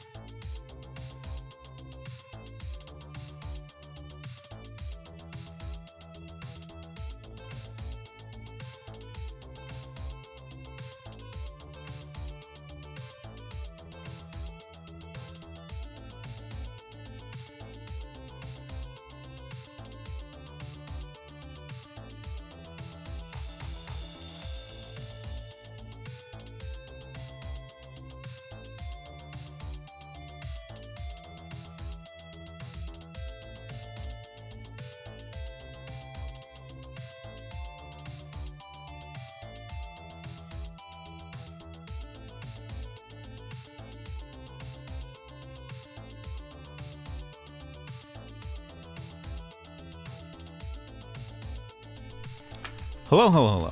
Good to see you, Shambling Undead. Hope you had a great stream.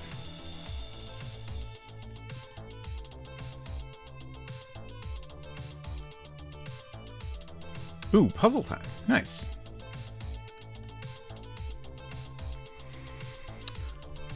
Welcome, Socks555.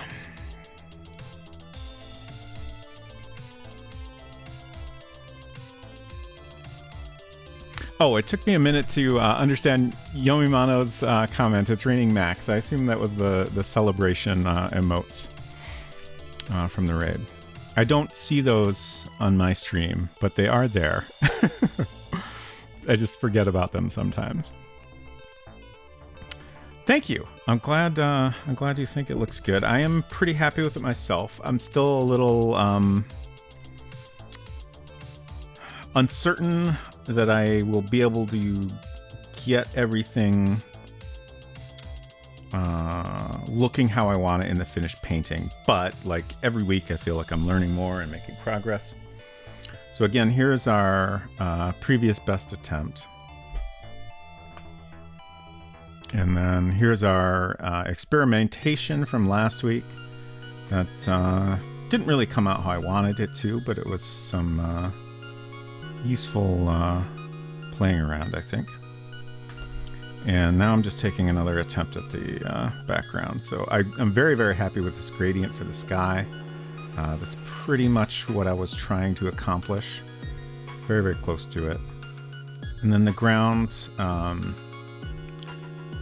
you know, I'm trying to create this look of like dirt with patchy grass in areas and kind of fading into full grass in certain spots. And, so this is kind of just like the rough like background texture, and then all the foreground stuff will be on top of it. And then I'll like paint in some more like deliberate tufts of grass in places and stuff to make it look more finished and complete. But that's the part I'm not sure of how it'll come out, but I think we'll get there.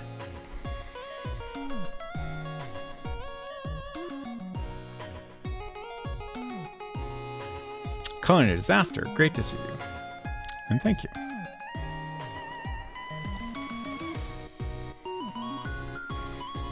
Waiting for that paint water to do the Jurassic Park ripple. I hope that won't happen. I hope there's no dinosaurs coming. It's not helpful, but if you turn on the celebrations in chat and you're using the OBS normal Twitch chat from linking your account, you do see it there. Oh, okay. I have the built-in OBS, but I have what is it? That's not the right thing. One of the plugins enabled, so I can get people's pronouns in chat, and that does a bunch of changes to the built-in chat. So I'm curious if that would affect it. I can't remember if I just did. Well, I guess based on your comment, I assume it did not appear over chat.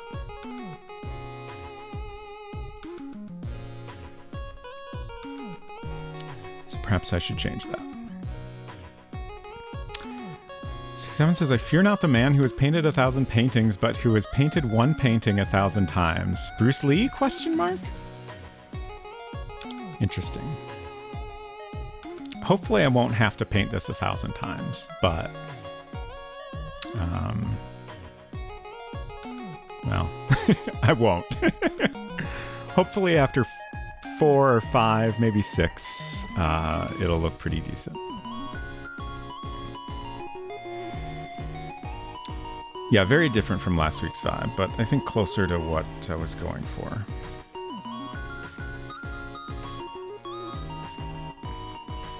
Practice iteration behind the perfection. Very cool to see the progress. Thank you. So I talked a little bit about this earlier, but like I've been doing art my whole life, but have not done a lot of painting and probably haven't painted anything at all in like 25 or more years. So this is all pretty new to me. But I feel like my art background is helping a lot with figuring things out relatively quickly. So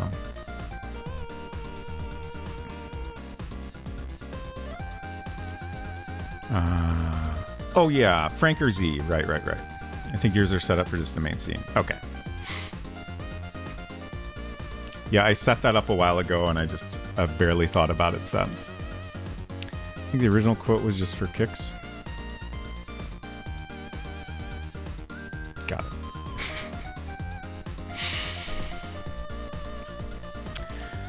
So I think this might be all the painting I am prepared to do tonight.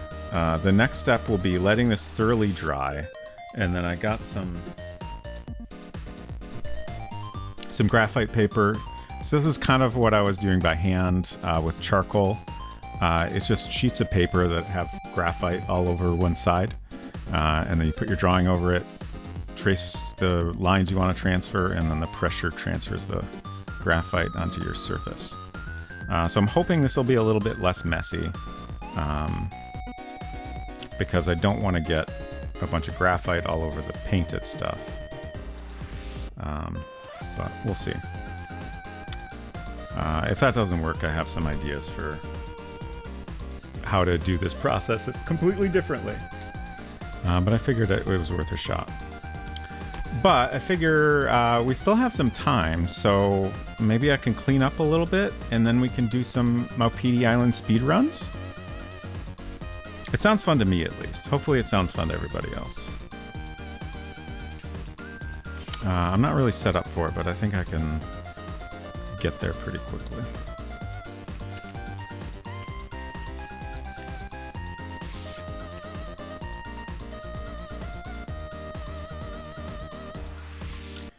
So I think I'll switch to a BRB scene and clean this up and change some setup a tiny bit. Did you just say Maupiti Island speedruns? The island lives. Yes. There will still be speedruns, at least until I get under 2 minutes, 30 seconds. No, I won't be doing the Amiga version because it's too slow. I did just do some tests, and I at least cannot figure out how to get it to run without disk swapping. So the disk swapping just slows it down way too much. So unless somebody figures out how to solve that problem, I'm going to stick to the DOS version.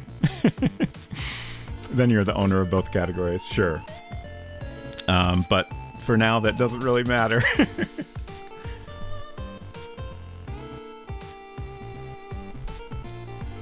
At the very least, I want to focus on getting a better DOS run down, just because the run I have now is pretty sloppy, and I know I can do better. Anyways, let me get this stuff out of the way, or at least shove it off to the side better, and I'll be back in a few minutes. How did the sub 230 goal come from? So I did some practicing off stream, and I was able to get 2 minutes 37 seconds. That was a pretty decent run, but I'm pretty sure I can do better. It might take some practice, but I'm pretty confident I can get there. I think there were some small mistakes in that run, at least. So I didn't record it, so like if nothing else, it'd be great to get at least around that 2:37 in a recorded time that I can actually submit to speedruns.com. But anyways, I'll be back in 5 minutes or so.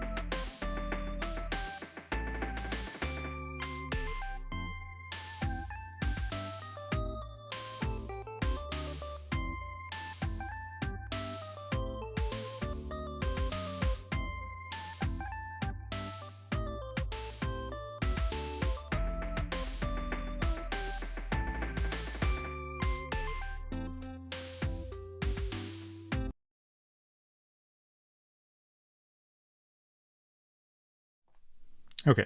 I'm still finishing things up. I'm trying to figure out some things that are new to me.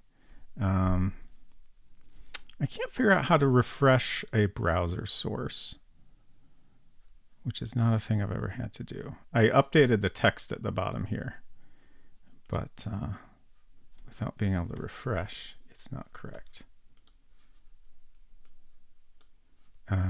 I do still have to set up my speedrun scene correctly here.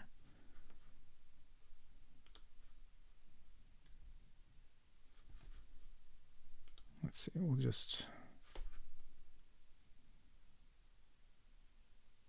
I think that'll be okay. We might get a little bit of a black bar at the bottom, but that's not a big deal. And just get my timer up here.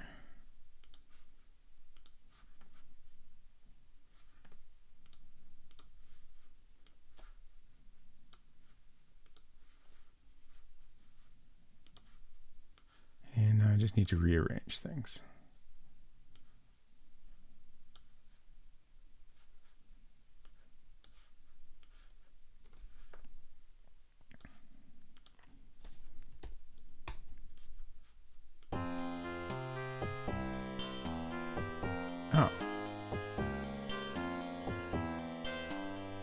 Oh.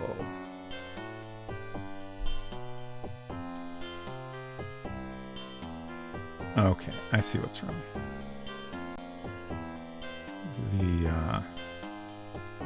The screen is stretched because normally I'm on my my Tuesday scenes where I have the DOS box not stretched, because that's how Maupiti Island is meant to be displayed.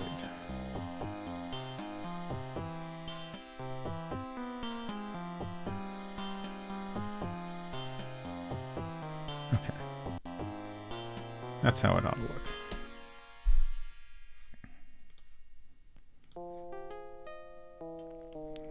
Okay, let's see. I'm going to need my notes for the first couple runs here.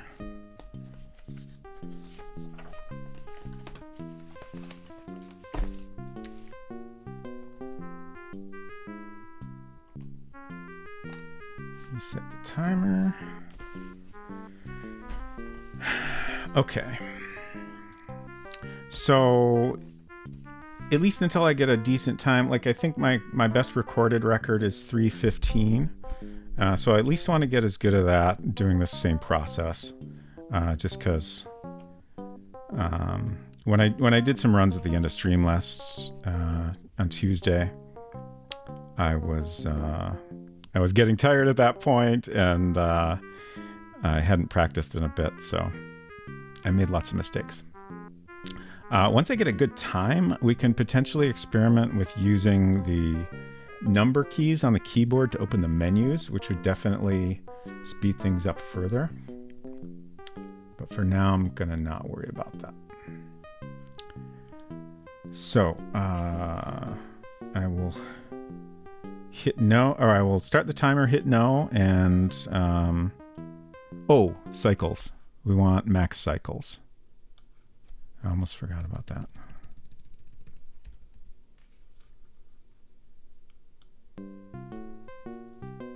Just looking over, because the DOSBox window shrinks really tiny when I'm doing that, and I'm very curious what it looks like on stream.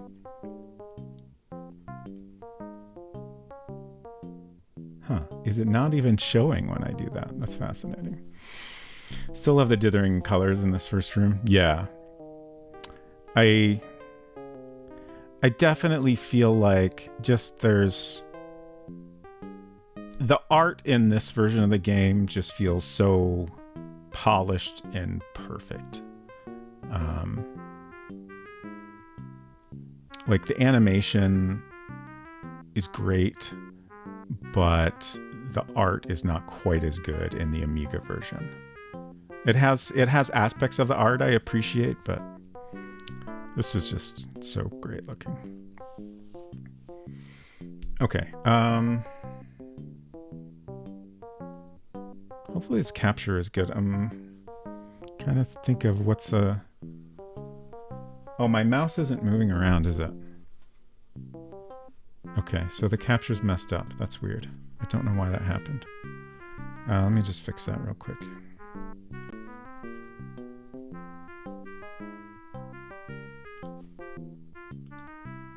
Oh, I know why it happened. When DOSBox changes resolutions. And it does that after we put in the settings. Okay.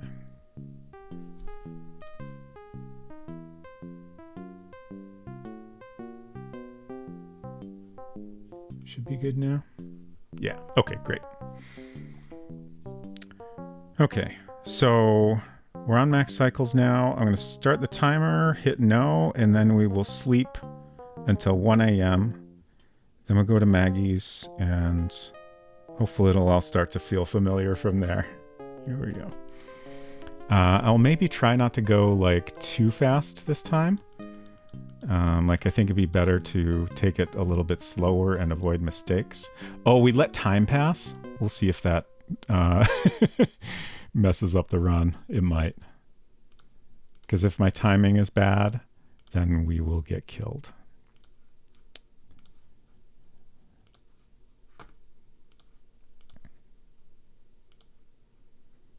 Juiced.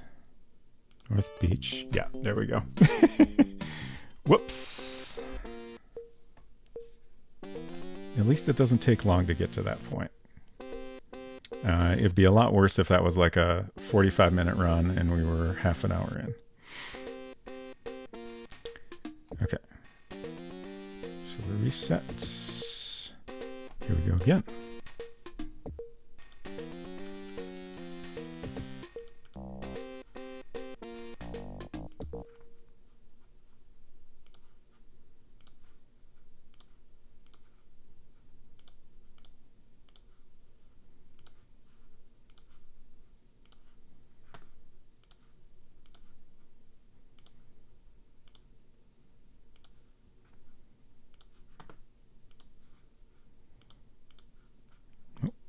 There it is.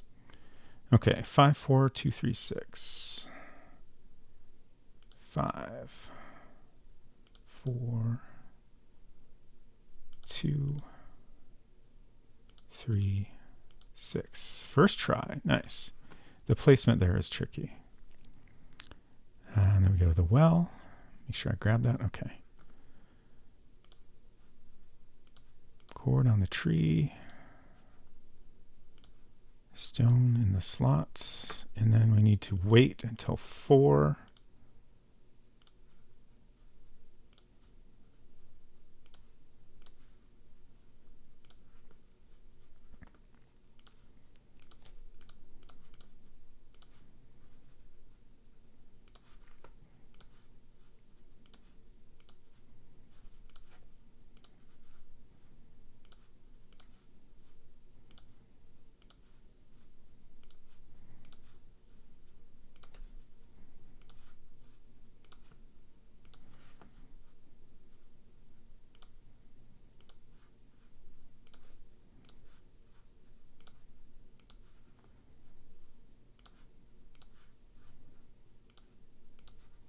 I think those are right.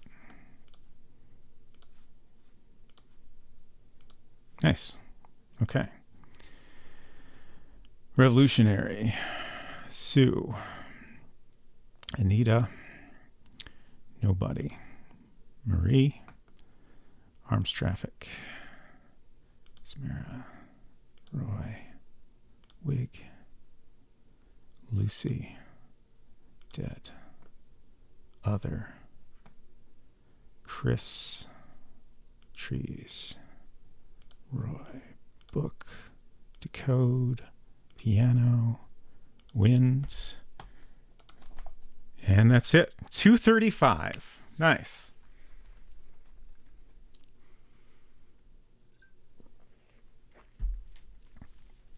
I didn't expect to get that good a time so quickly.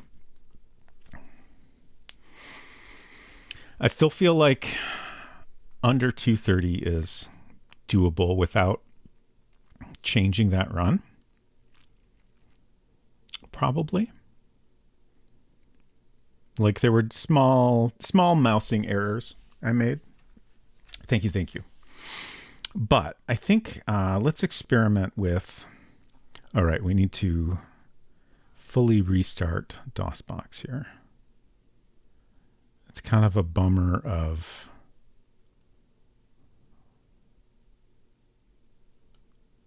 doing runs here. Oh, that was not the option I meant to choose. Oh, wait. No, maybe it was. I wonder if there's a better way to restart. Because now I got to redo the capture, which is a pain.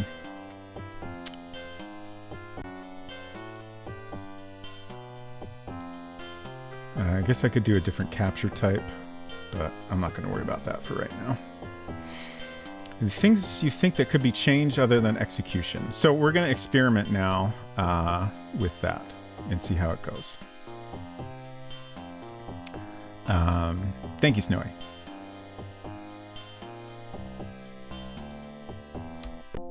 So this is just going to be experimenting. Okay, yeah. So I haven't actually used this at all, but if I hit 1 on the keyboard, it opens the move menu, and then 3 is action. I think those are the only ones we use at all. Oh, and it also moves the mouse up there. That's interesting. Oh, I guess we do use inventory. So 1, 2, 3.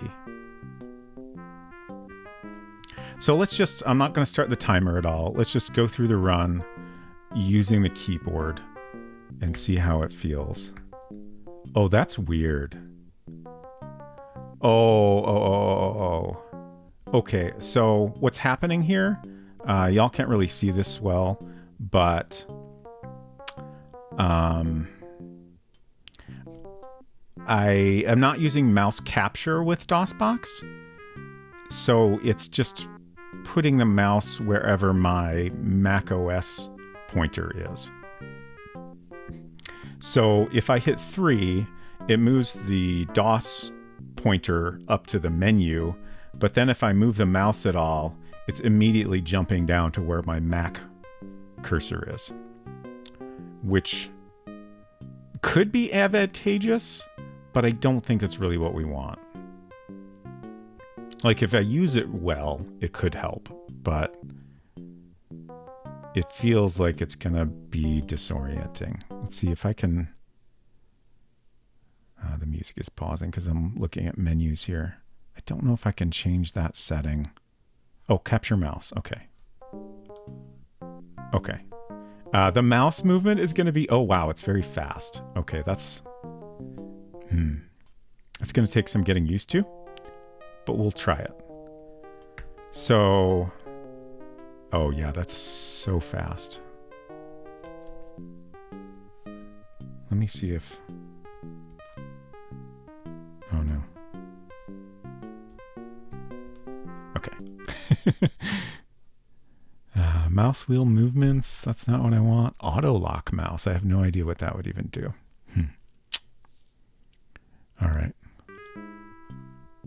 I guess we'll just try it real quick. I feel like this is not going to go well. Just because it's moving around so fastly. Like I have to make really subtle movements to get it to behave how I want. But we can sleep and then go until 1.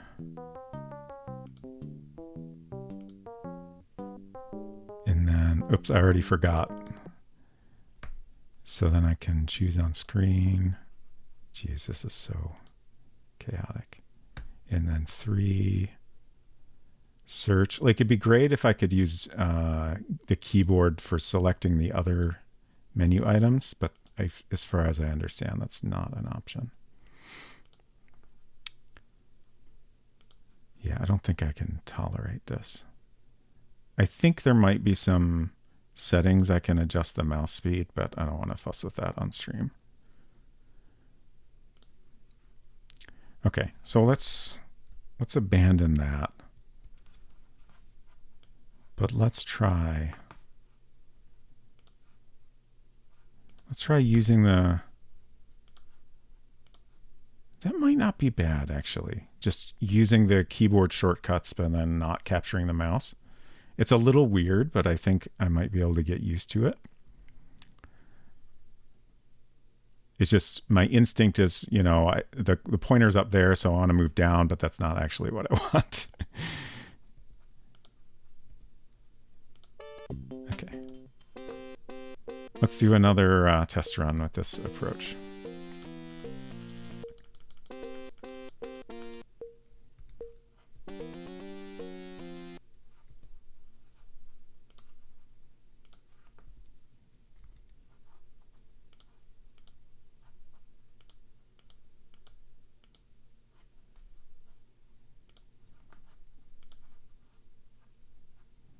I keep forgetting. I'm so used to playing this game the way I've been playing it. This might be something I just got to practice a bunch off stream if I want to try to do it this way.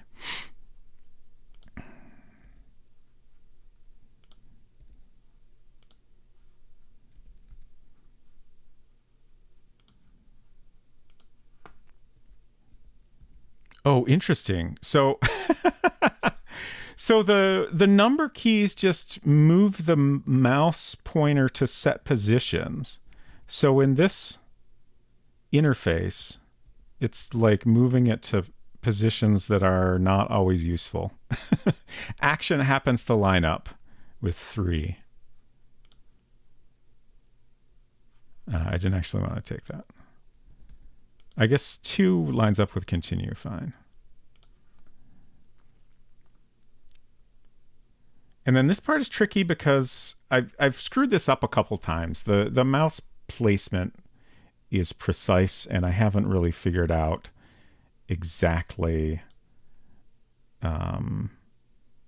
what positioning is bad and what is fine. But it seems like you want to be careful to stay away from the edges. So you want that fingertip to be fully inside the outer edge. Oops, I took too long.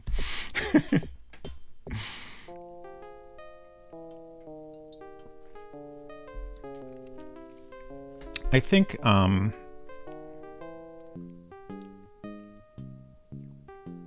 let's do 1 or 2 other runs in the way that I'm used to. And then we'll just call it a night. I still think it's possible to get under 230 with the approach I've been taking. At least that's the optimism in me saying that. Okay. Timer's reset. Here we go.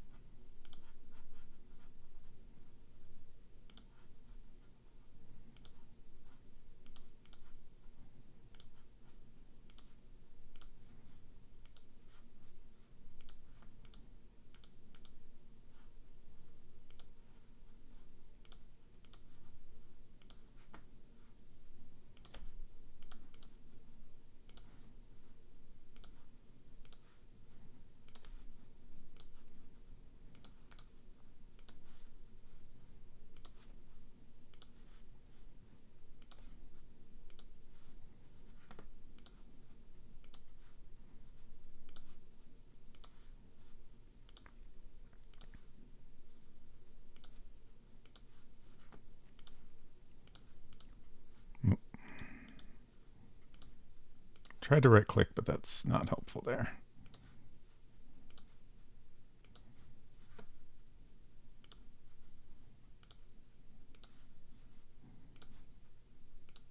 Okay.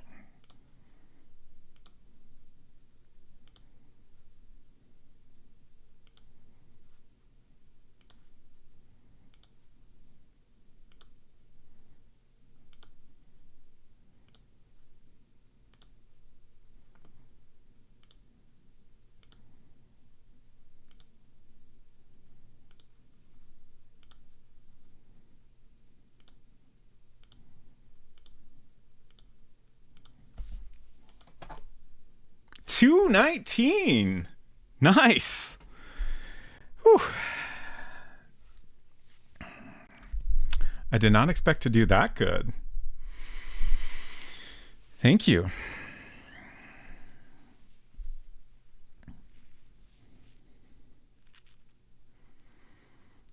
Now I'm trying to decide if we should try one more or just call it quits. I doubt I'm going to beat that tonight, so we should probably just call it quits. Hey, there, it finally updated. I gotta figure out how to update the browser source without a scene change.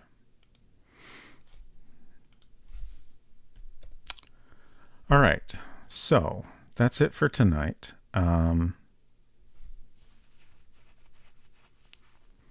will probably do some more painting experiments off stream tomorrow, just because I'm anxious to do that. A week from today, I will not be streaming. Excuse me. We got some family plans, so we're both going to be, Unsweet Crush and I will both be taking a short stream break for that extended weekend. But I will be back on Tuesday, of course. Got a bear and ZZZ. Nice. So sub 2 minutes now. I mean, maybe if I get that keyboard shortcut stuff down and work out the mouse movements with that, I feel like that could potentially be possible. But I don't know. That might be beyond my personal speedrun abilities. But I will definitely spend a little bit of time seeing if I can do any better there. So we'll be back on Tuesday for a brand new game. As I mentioned earlier, we'll be playing Deja Vu.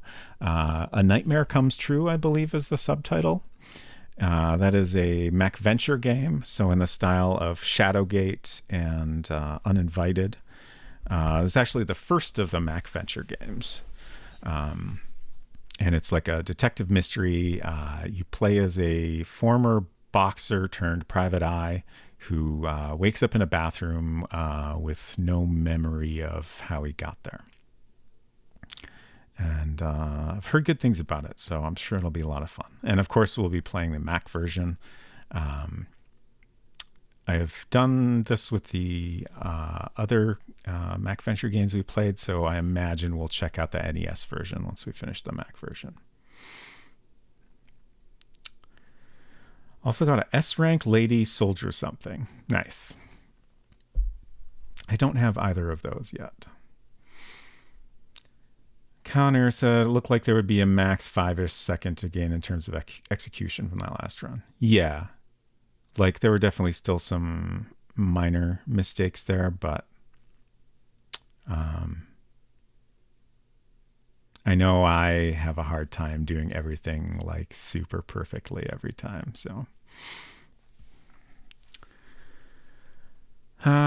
yeah, that's upcoming schedule. I'll go ahead and hit my schedule button. I haven't put the break in there yet for next week. We'll be updating that soon. Oh, you know what? I keep forgetting to do the new raid thing. Was that raid browser? Yeah. Let's try that again.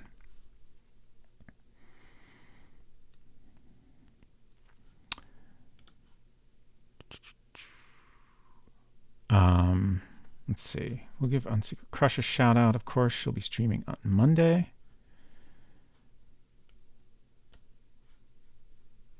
In the Wolfie Appreciation Zone. Genshin Impact, of course. Yeah, I guess I feel like this raid browser is kind of cool, but I feel so disoriented because it's not the way I'm used to picking a channel to raid. Like, there's not really anything definitively wrong with it. Although I do feel like it should put channels I tend to raid the most often at the top.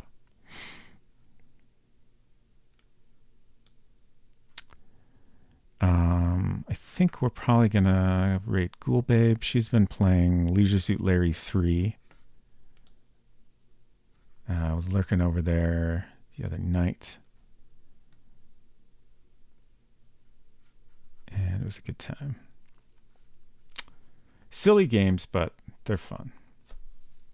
Adventure Josh, hello. You came in either at the wrong time or at the perfect time, depending on how you look at it, I suppose. But I hope you're doing well. A nice thing is that it lets you see the channel without ads. Oh, that's a good point. I finally gave in and subscribed to Turbo a little while ago. So I have been fully ad-free on Twitch for a while, which I gotta say is kind of nice. And it's good to know that the channels still get the ad money that they would have gotten otherwise. Your reaction to new raid UI seems similar to everyone else's I've seen. Got it. Yeah, I feel like everybody's probably just gotten used to not having that, so it's like the advantages aren't significant enough. And I feel like if I were looking for new channels that I was unfamiliar with to raid, that would be great. But usually I like to be familiar with who I'm raiding. So I like to, find new people and check out their channel and give them a follow. And then, later I might raid them. It's a button that takes you to the channel, I think, once the raid has happened. Oh, Unsecret Crush said it doesn't take you to the channel you've raided. It's weird. Like you can open a video preview, but once the raid goes, the browser tab just goes back to your stream dashboard. I see. Interesting. Anyways, let's go say hello to Ghoul Babe. Here's some raid messages if you would like to join the Robot Parade. I hope y'all have a great weekend and take care of yourselves. We'll see you around. Bye.